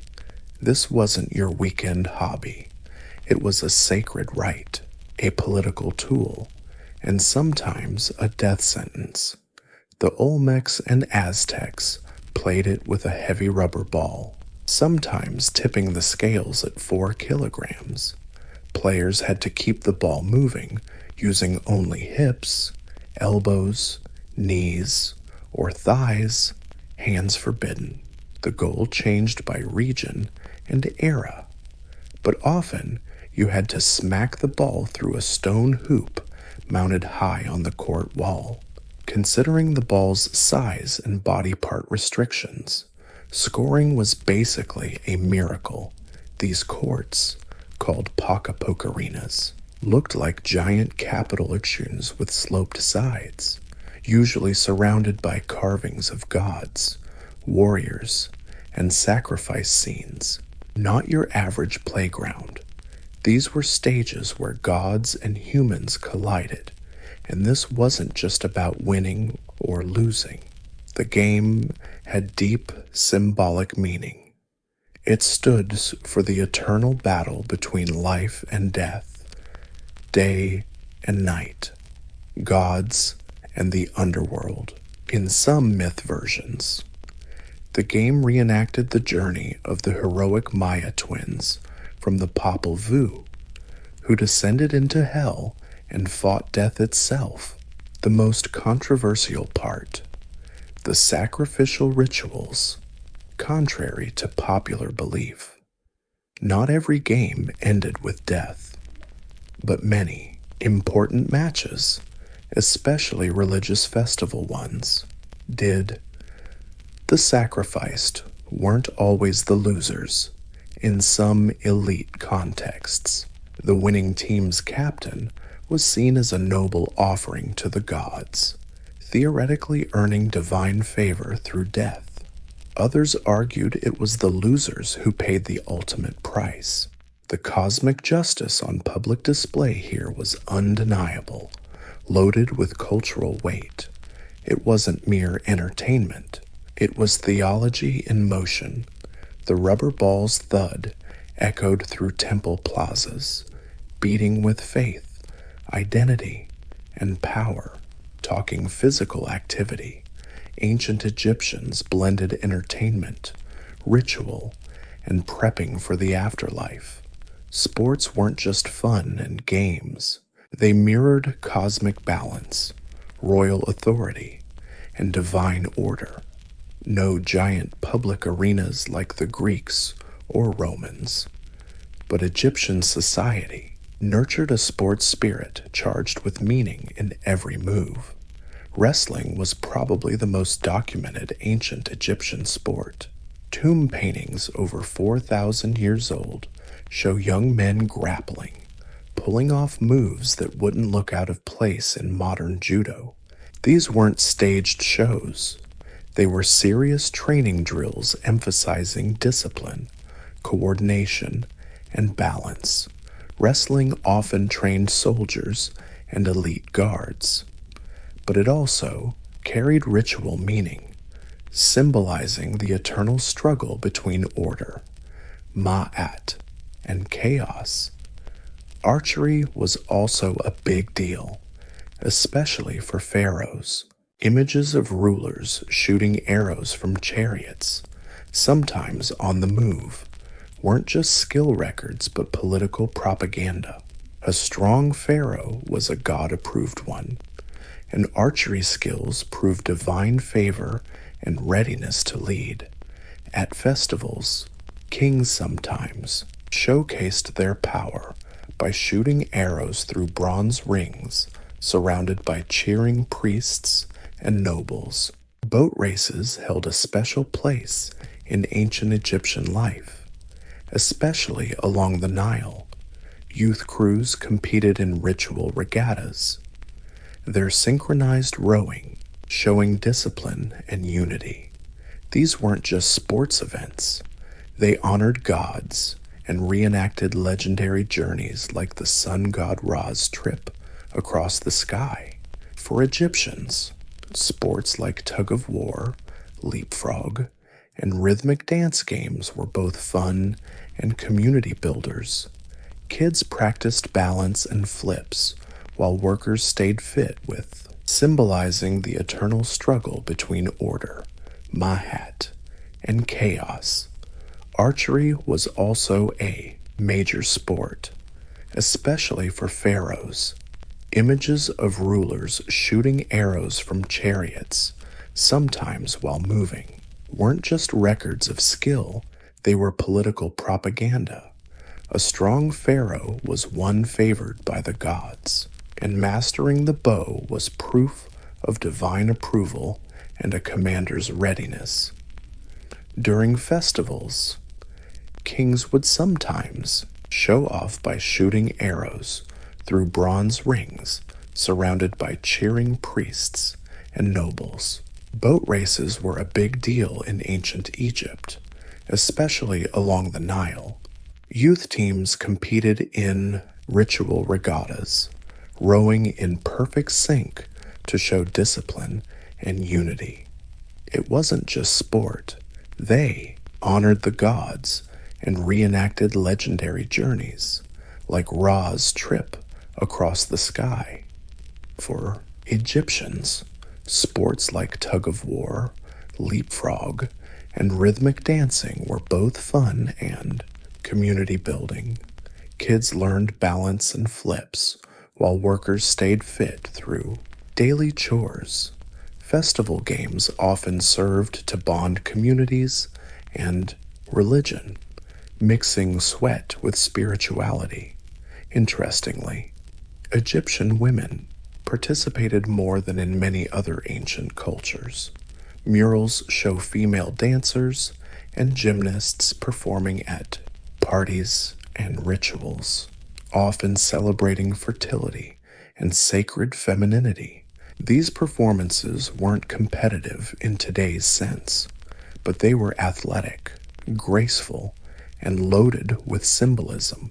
In ancient China, sports weren't just about muscle, they were tightly tied to Confucian values, military training, imperial politics, and the quest for harmony between mind and body, from battlefield drills to courtly pastimes. Sports served both elites and commoners, often reflecting deeper philosophical ideals. Archery held a particularly noble spot. Confucian tradition expected nobles to master the bow and arrow, not just as warriors, but as gentlemen. Competitions were formal and deeply ritualistic under the Zhao dynasty. Archery contests took place in ceremonial halls where the ritual was as important as hitting the target. Participants bowed, recited rules, and shot not to kill, but to show inner virtue and discipline. Hitting the bullseye was a metaphor for moral perfection, but not all ancient Chinese sports were that serene. Enter jigu, China's version of polo, born in the Han Dynasty and booming under the Tang. Polo became the sport of emperors, generals, and nobles, played on horseback with long mallets. It was thrilling, fast-paced, and insanely dangerous. Emperor Tang Shizong even died in a polo accident. Yet the sport remained popular with both men and women at court. Noble women in silk robes could be seen galloping alongside their men, striking the ball with surprising agility in an era of rigid gender roles. Polo temporarily leveled the playing field. Military sports also thrived. Q, an early form of soccer, was initially developed to help soldiers improve agility and coordination. Players kicked a leather ball through a net or hole on a wall using precise footwork. Over time, Cuju became a popular civilian game and is recognized as the earliest recorded form of soccer. Martial arts appeared as sports too. Wu and early kung fu styles weren't just fighting techniques, they were mental and physical training. Sparring and strength contests happened in the military and public demos, often during festivals.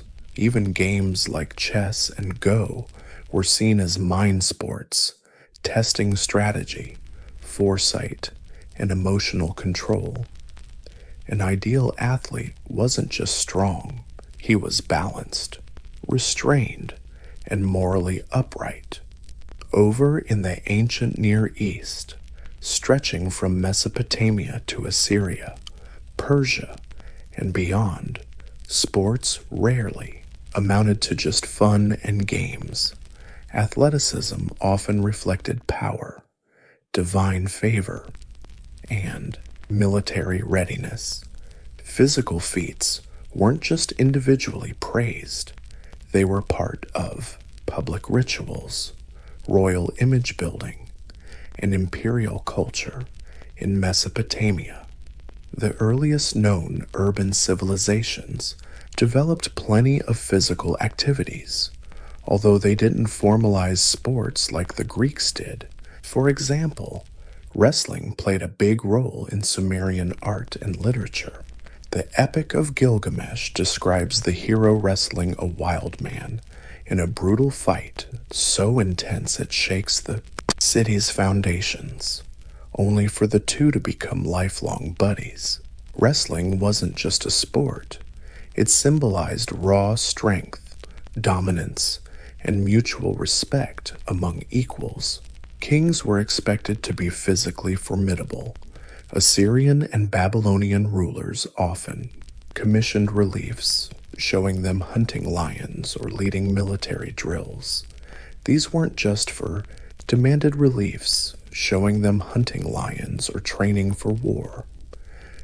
This wasn't just flashy showboating, it was political messaging.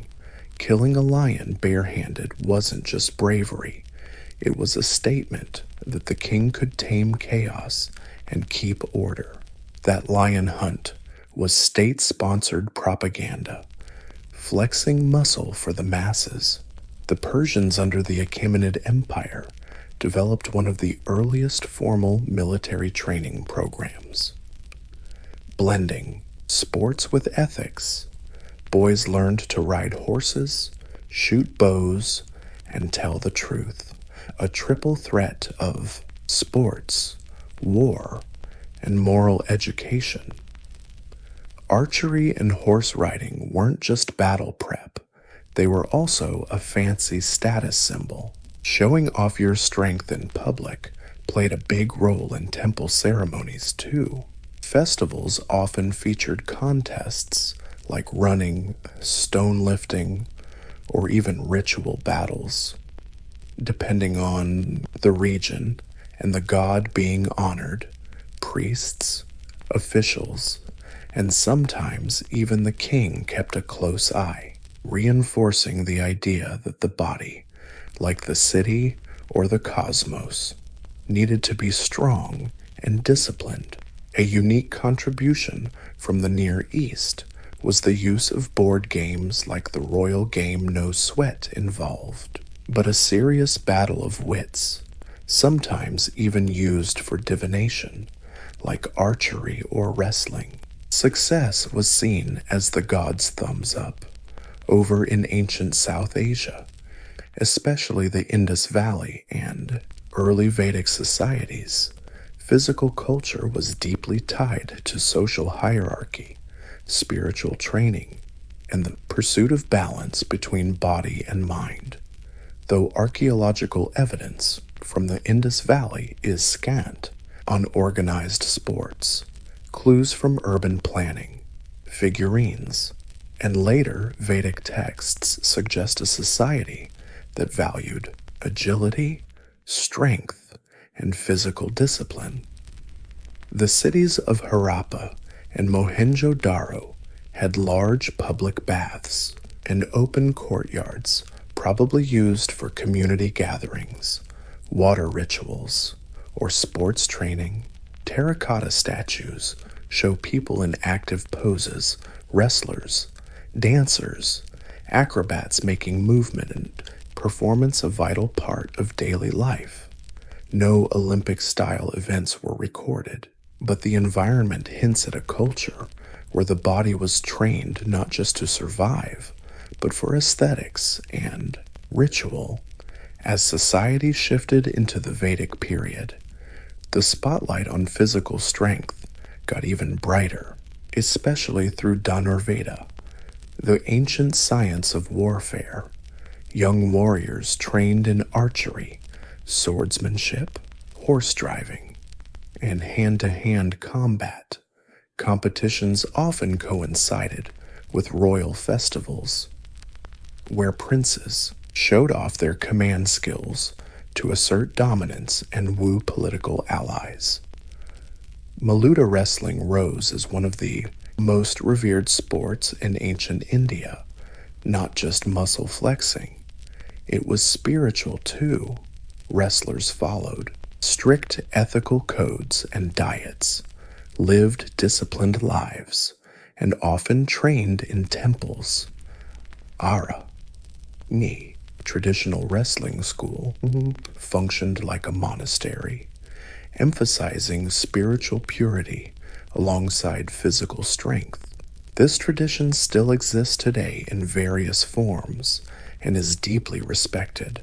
Ball games and dice games also show up in Sanskrit texts. Krita, from Sanskrit meaning sports, covered everything from animal racing to strategic games. In the epic Mahabharata, even divine heroes like Krishna and Arjuna are shown playing sports, often using their skills as metaphors for cosmic battles. Yoga also emerged during this time, not just a chill stretch session, but a strict physical and spiritual training system aiming for ultimate spiritual liberation.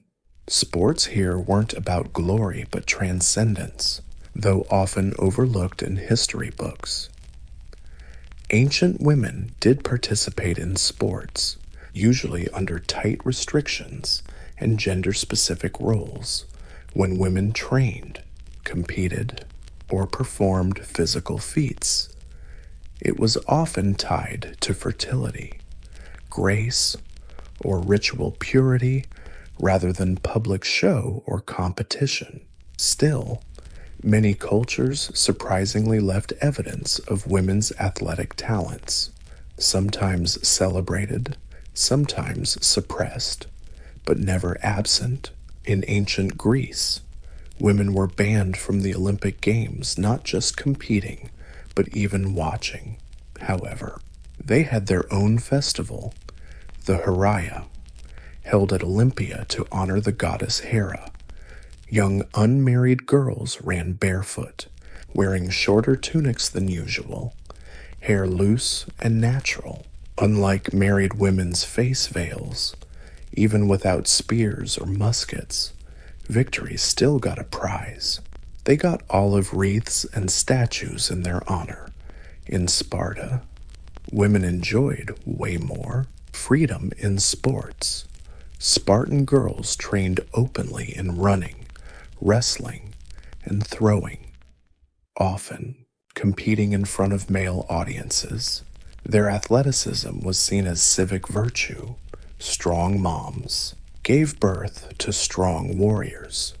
While the rest of Greece found this shocking, Sparta saw women's strength as the foundation of their military society. In Egypt, tomb paintings and reliefs show women dancing, high jumping, and performing gymnastics, especially during festivals and religious rituals. These performances weren't competitive, but they required serious effort and fitness.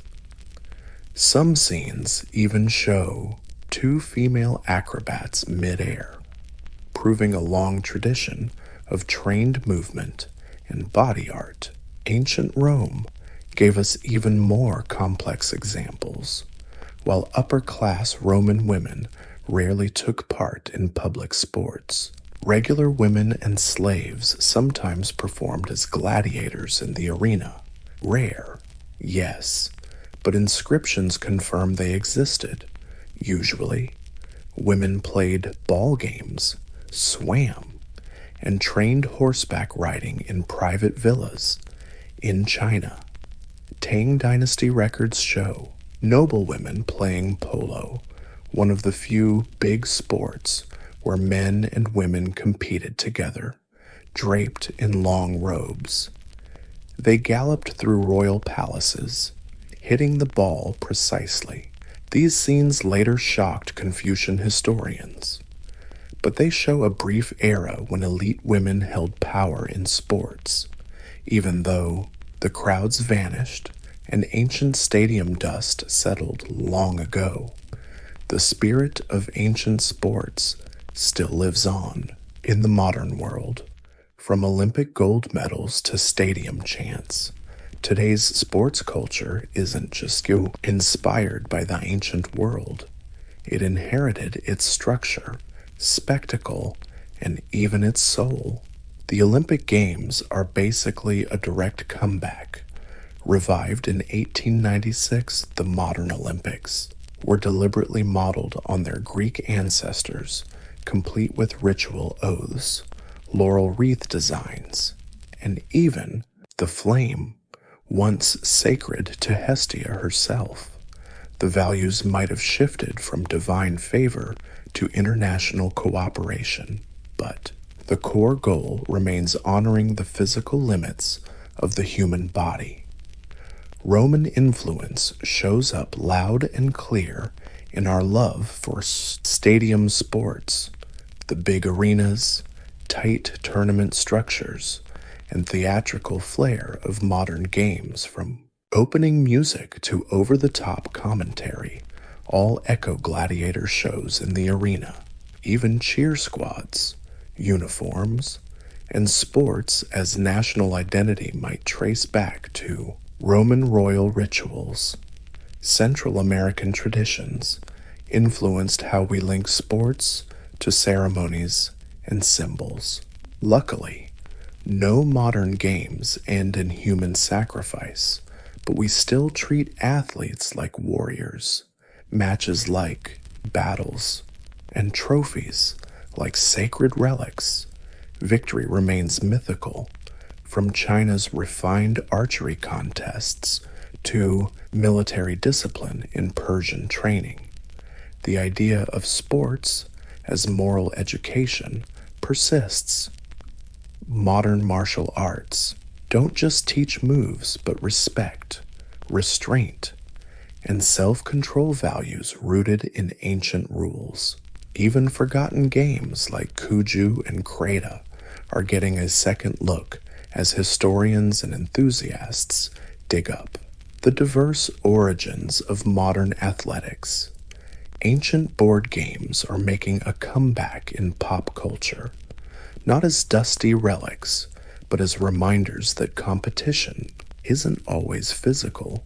Perhaps most striking is how the ancient world saw sports not just as entertainment, they were political tools, dusty relics, serving as reminders that competition wasn't always about brute force.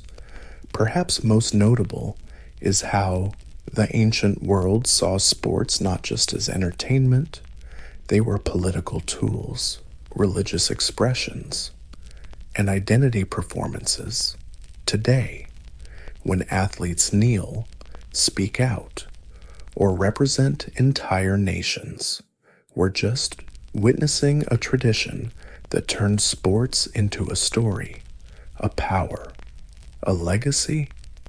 In short, the ancient world didn't just invent games, it invented the idea that through sports, humanity could crave greatness, not just strength or speed, but honor, meaning, and the eternal chase for things way beyond our reach.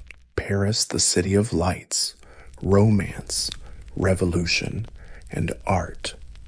But few tourists realize that beneath those fancy boulevards and iconic monuments lies a much darker, much quieter city, a hazy Paris connected by tunnels carved from limestone and packed wall to wall with bones. Welcome to the catacombs, a 200-mile underground world holding the remains of over 6 million people. The journey down starts pretty innocently.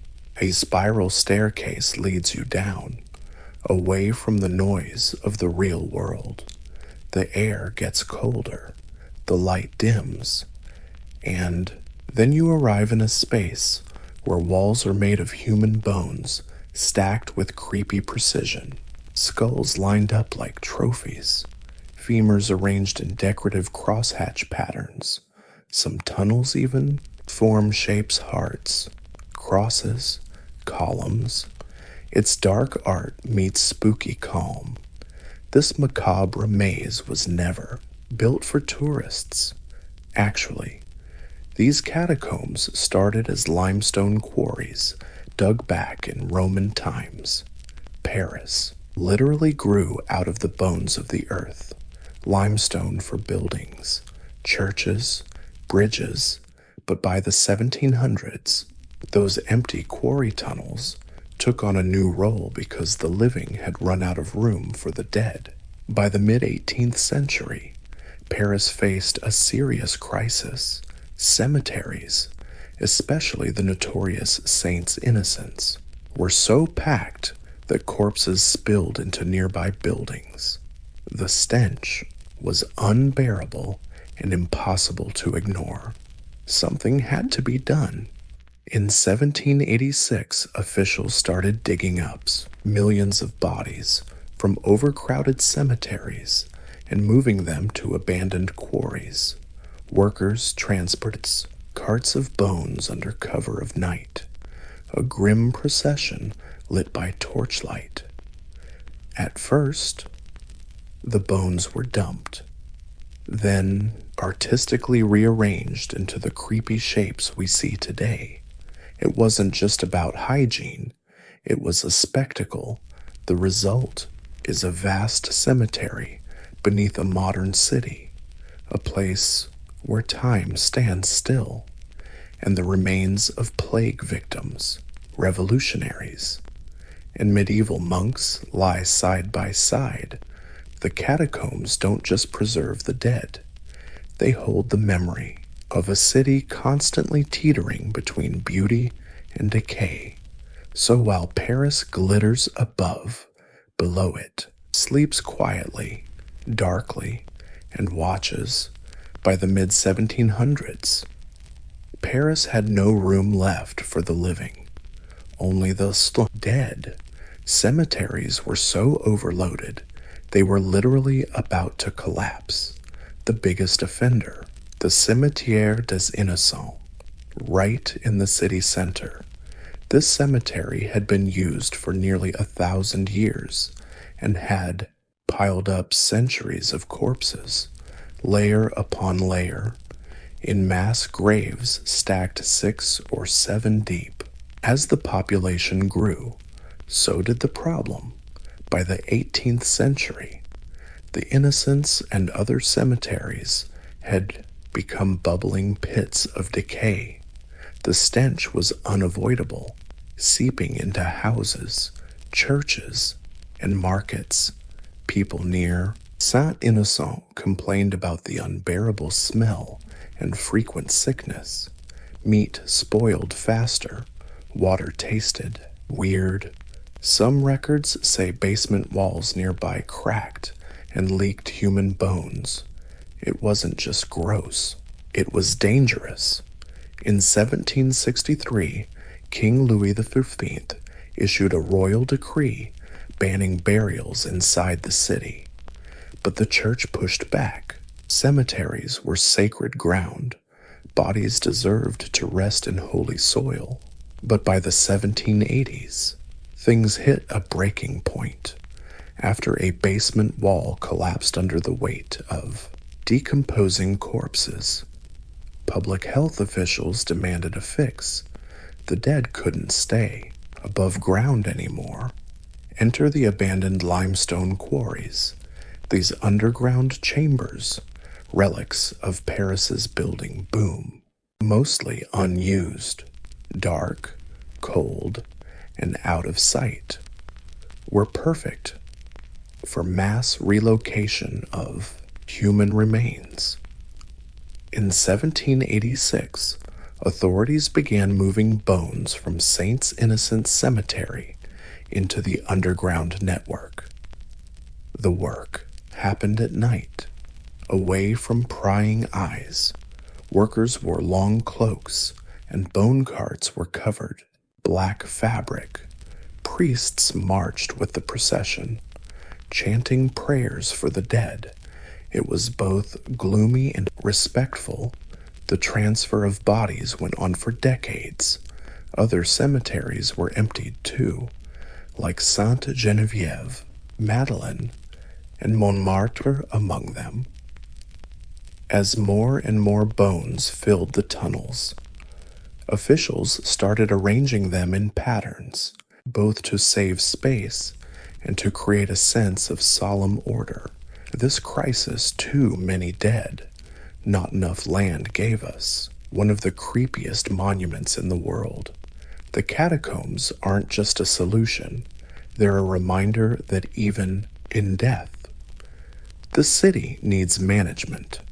Step into Paris's catacombs, and you'll see right away, this isn't some random bone dump. This is architecture, a cold, meticulous symmetry built not from stone or brick, but from human remains. Skulls lined up neatly on walls, framed by thigh and shin bones. Some parts form patterns, hearts, crosses, arches. Each structure was built not just to store bones, but to turn them into a kind of underground art. This transformation wasn't random. It was the work of Louis Ericardard Douay, a quarry inspector in the early 19th century. While previous transfers were just heaps of bones, Douay had a different vision. He believed the catacombs could serve as a moral and aesthetic monument, both a fix for overflowing cemeteries and a reflection on life's fleeting nature. Under his direction, the church was cleaned up, organized, and arranged into the spooky gallery we see today. The bones come from millions of nameless bodies. No names, no gravestones, just stacks of bones arranged like bookshelves for the dead. The only identifiers are plaques and small stone markers noting the cemetery of origin and the year they were moved. In some places, there are poetic inscriptions. One reads, "Stop, this is the empire of death." Structural stability was also a big concern. The bones aren't just decoration. They're used to reinforce existing tunnels. In some spots, bones are stuffed behind retaining walls, out of sight but crucial to holding up narrow corridors. Engineers had to be super careful. They're working right under Paris, and a collapse would be way worse than just a broken tunnel. It could take down an entire neighborhood. In the early days, light was scarce only. Flickering oil lamps or torches casting dancing shadows on skulls and rib cages. Today, electric lights make it less terrifying but still surreal. This isn't just a prayer, it's an underworld designed with function, respect, and creepy showmanship. A space crafted to humble the living and give silent voice to countless dead. Here, every wall is a reminder. Architecture can be beautiful, but also terrifying. Go deeper into the Paris catacombs, and you'll see faces fading away because no one's there. 6 million bodies shrunk down to identical skeletons. No names, no gravestones, just rows of anonymous skulls silently watching. But behind this eerie sameness is a haunting question. Who are they? The answer, everyone. Those catacombs hold the bones of ordinary Parisians who lived and died over centuries. Bakers, servants, priests, midwives, soldiers, children, people who squeezed into cramped neighborhoods, walked muddy streets, and worshipped in grand churches. When their graves overflowed and cemeteries started rotting, they were moved here, becoming part of this vast underground graveyard. Some bones belong to plague victims, especially the Black Death and later cholera outbreaks. Disease killed so many people that cemeteries became mass graves. Others died from famine, fire, or childbirth. Some were buried for centuries and mostly reduced to skeletons when exhumed. Others barely decomposed. Some have been buried for centuries, most left as skeletons when dug up. Others barely decomposed at all. Moving them was unpleasant, grim, and utterly indifferent. A solution, not a ceremony. But not all the dead were common folk. Bones of nobles, clergy, and French revolutionaries were found here too, especially during the city's political upheaval during the French Revolution, when the guillotine turned squares into rivers of blood. Victims were often tossed into mass graves, then moved around. Some say the bones of key revolutionaries like Danton, Robespierre, and Camille Desmoulins were moved to the catacombs, but no official records confirm exactly where they ended up. Here, titles and ranks vanish. Then there's the odd case of Val de Grace Quarry, supposedly holding the bones of monks and nuns. These religious communities, once buried in monastery gardens, were eventually relocated, just like everyone else, when Paris needed more space for the dead. And then there are the kids. Tiny bones scattered among the stacks. No markers, no dates, just silent proof of brief lives lived by design. The catacombs erase identity. Once you're dead, you're all the same peasants, poets, plague victims, or patriots. The anonymity is overwhelming. 6 million souls compressed into neat geometry, but in the silence, they speak of history's weight, the price of city life, and a society that once stood shoulder to shoulder but now faces off against itself. While tourists stroll through the official catacomb area, a well-lit, squeaky clean, mile-long corridor, beneath their feet lies a forbidden world, a mysterious maze of tunnels still unexplored, locked doors, centuries-old graffiti trails, secret rooms, and underground parties. Welcome to the land of the cataphiles.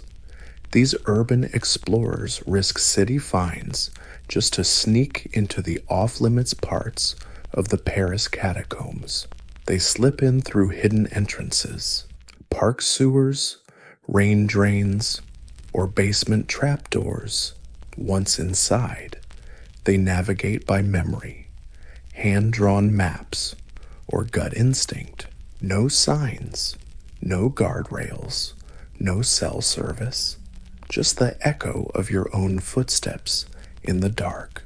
This isn't just a thrill-seeker's playground for many cataphiles. The catacombs are a second city, a sacred space of history, rebellion, and creativity. For decades, they've carved out rooms in the tunnels, built makeshift libraries, art galleries, even movie theaters. Some throw secret underground parties, complete with generators, speakers, and candlelit dance floors built on piles of bones. It's a tight-knit community of mammal lovers with a strong, protective vibe. Usually, you only get in if you're invited. Newcomers, called tourists, have to prove their respect and survival skills first. The golden rule: never touch the bones, never tag the sacred sites, and never get caught, because all of this is illegal. In 1955, French authorities officially banned all unofficial catacomb exploration. The dangers are very real. The tunnels are unstable in places, prone to collapse. Some parts flood, others are narrow dead ends that could confuse even the most seasoned explorers. Over the years, there have been many injuries, arrests, and even deaths. In one infamous case, a man went missing for days and was found delirious in a remote spot, only located thanks to a police dog. Despite the risks, the Paris catacombs keep fighting to stop trespassing. The system is just too vast. Every time one known entrance gets sealed, another one pops up. The bone lovers always return. They always come back. For them, The catacombs are more than bones. They're freedom, mystery, a place where Paris breathes differently, where time melts away, and the living walk side by side with the dead, not out of fear, but out of respect. Descend into the Paris catacombs, and you'll feel the silence, not voices, but symbols, messages carved into limestone, mysterious arrows, names, faces, cryptic poems, and fading paint. Symbols, messages carved into limestone, mysterious arrows, names, faces, cryptic poetry, and fading paint. This is the language of the tunnels, graffiti, signs, and secret codes left by generations of gravediggers, workers, soldiers, and the dead. Some of the oldest marks come from miners centuries before the catacombs became burial sites. These early miners carved dates, initials, and arrows into walls to track where they'd been. Many proudly etched their names, like time-stamped signatures on the earth. Others marked exits, rock quality, or left sketches, simple drawings of pickaxes, candles, even boats. These weren't just doodles. They were survival tools in a lightless maze. When the catacombs became a refuge, a new language emerged. Plaques from the 18th and 19th centuries clearly marked cemeteries where bones were found. Some even had haunting musical notes. Death always at your back.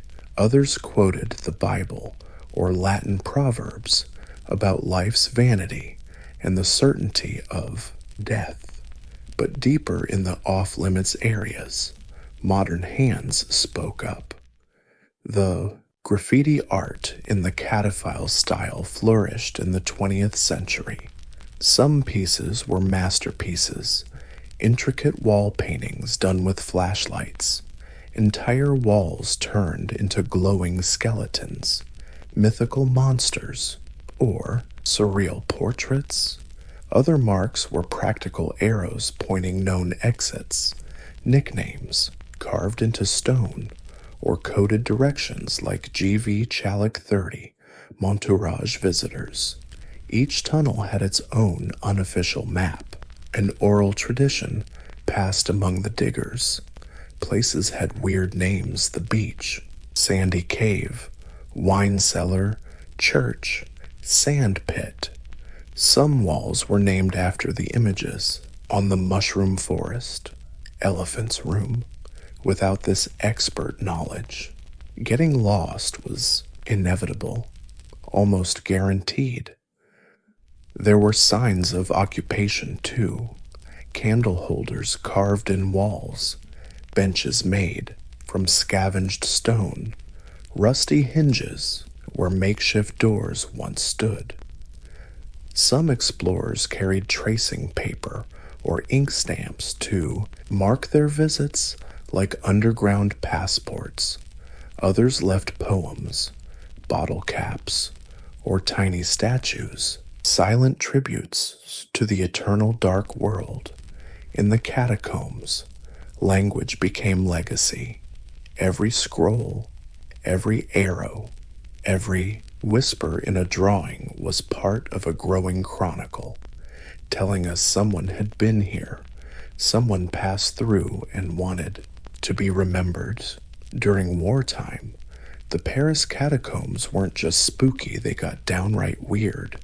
They became battlefields in the dark, beneath the streets.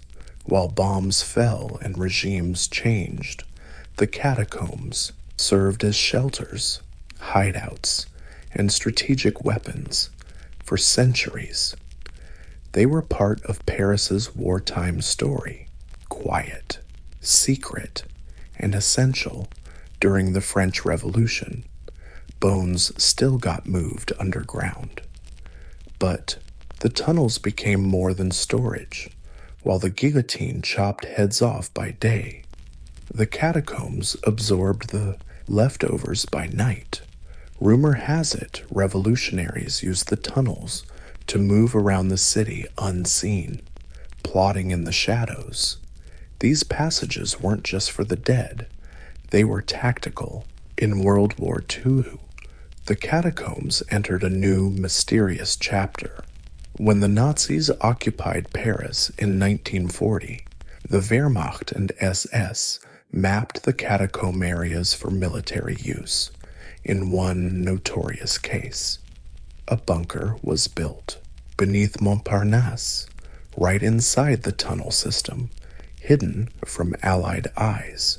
It served as a command post, stocked with fortified walls, supply caches, and communication lines.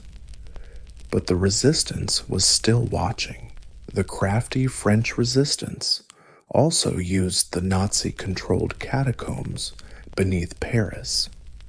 They navigated these tunnels with expert knowledge, staging ambushes, smuggling weapons, and holding meetings in thick darkness.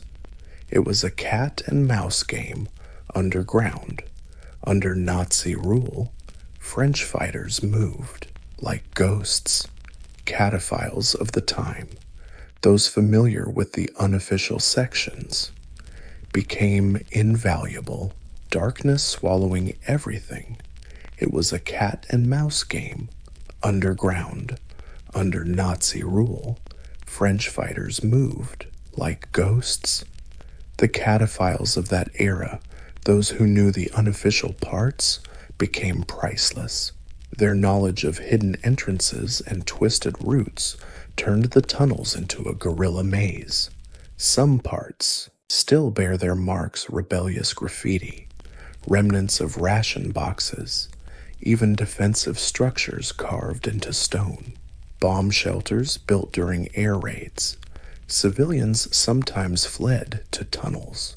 When Allied bombs fell or Nazis cracked down there, in the silence, families waited, bones at their side, war above, and hope somewhere in the middle. After the war, many of these wartime zones were sealed off or forgotten, but traces linger. A rusty door, a pile of gas mask filters, a scorched wall.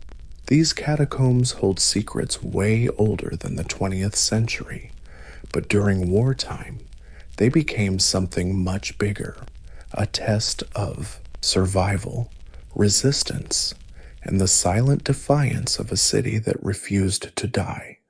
Where there are bones and darkness, there will be legends.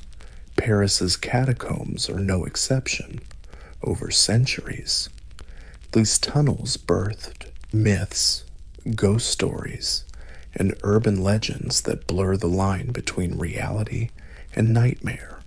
Once burial sites, the catacombs now hold their own folklore, evolving with every echo in the dark.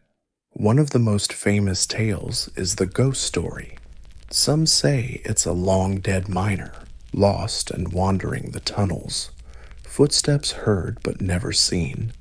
Others say he's a plague victim, cursed to roam forever, searching among 6 million skulls for a lost family. Ghost or metaphor, visitors and explorers report faint whispers, sudden chills, and bouts of nausea in certain tunnel sections, especially near untouched old passages. Then there's the legend of the film footage. In the early 90s, a patrol supposedly found a camcorder deep in a forbidden area. The footage aired on French TV shows a man wandering alone through the tunnels, growing frantic, running, spinning, and lost. Eventually, he drops the camera. Nobody knows who he was or what happened next. The clip ends in silence, and his identity remains a mystery. The story became a modern legend about an explorer lost who never found his way back to daylight. Other tales get even weirder. Rumors fly about rooms filled with bones arranged as chairs and thrones, or underground cults using the catacombs for rituals. A secret room found in the early 2000s had a working phone line, fully stocked bar, and an underground movie theater on the wall. A creepy message. Don't try to find us. Despite the skepticism, the catacombs legend is undeniable. It feeds our primal fear of the dark, the unknown, and the weight of death. The space is real, but the stories live in the gaps between candlelight and shadow, between echoes and silence. Whether you buy into these tales or not, one thing's for sure deep below Paris. Fear spreads easily, and the catacombs never sleep. Today, Paris's catacombs are one of the city's strangest and most visited spots. Every year, hundreds of thousands flock to this kingdom of death, not for funerals or rituals, but out of curiosity, to selfie with skulls, to get a thrill standing among 6 million former lives. This is where death is laid bare, but sold with an admission ticket and flyers. The official memorial, opened to the public in 1809, originally meant as a place for reflection, a grim milestone for a city obsessed with appearances. The first visitors were guided by lanterns, sometimes accompanied by priests or scholars. Nowadays, the lights are brighter, the walls safer, but the feeling remains a quiet reverence, a fear mixed with awe. Tourism only took off in the 19th century. Poets, philosophers, and artists have long been drawn to these tunnels. Victor Hugo ventured deep here for inspiration.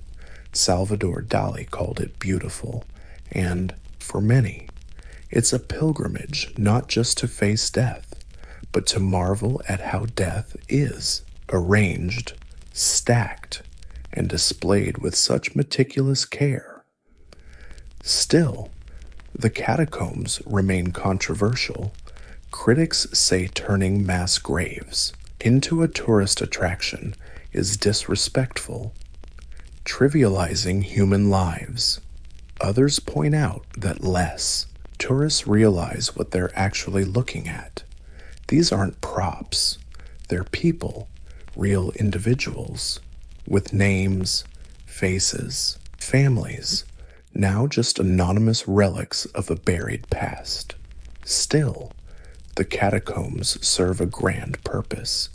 They remind us of scale, the sheer number of lives lived before us. They're literally the foundation of Paris, the dead supporting the living, bones that once carried bread, books, or revolution now hold up legends and city sidewalks. But, oddly, the moment you climb the stairs back to the surface, Paris feels different, bigger, brighter, more alive. Because in the end, the catacombs don't glorify death. They sharpen our sense of life, of its fragility, brevity, and beauty. Beneath Paris lies the deepest truth. Everything we build stands on a foundation of bones, and one day, maybe the city will add us to its archives too.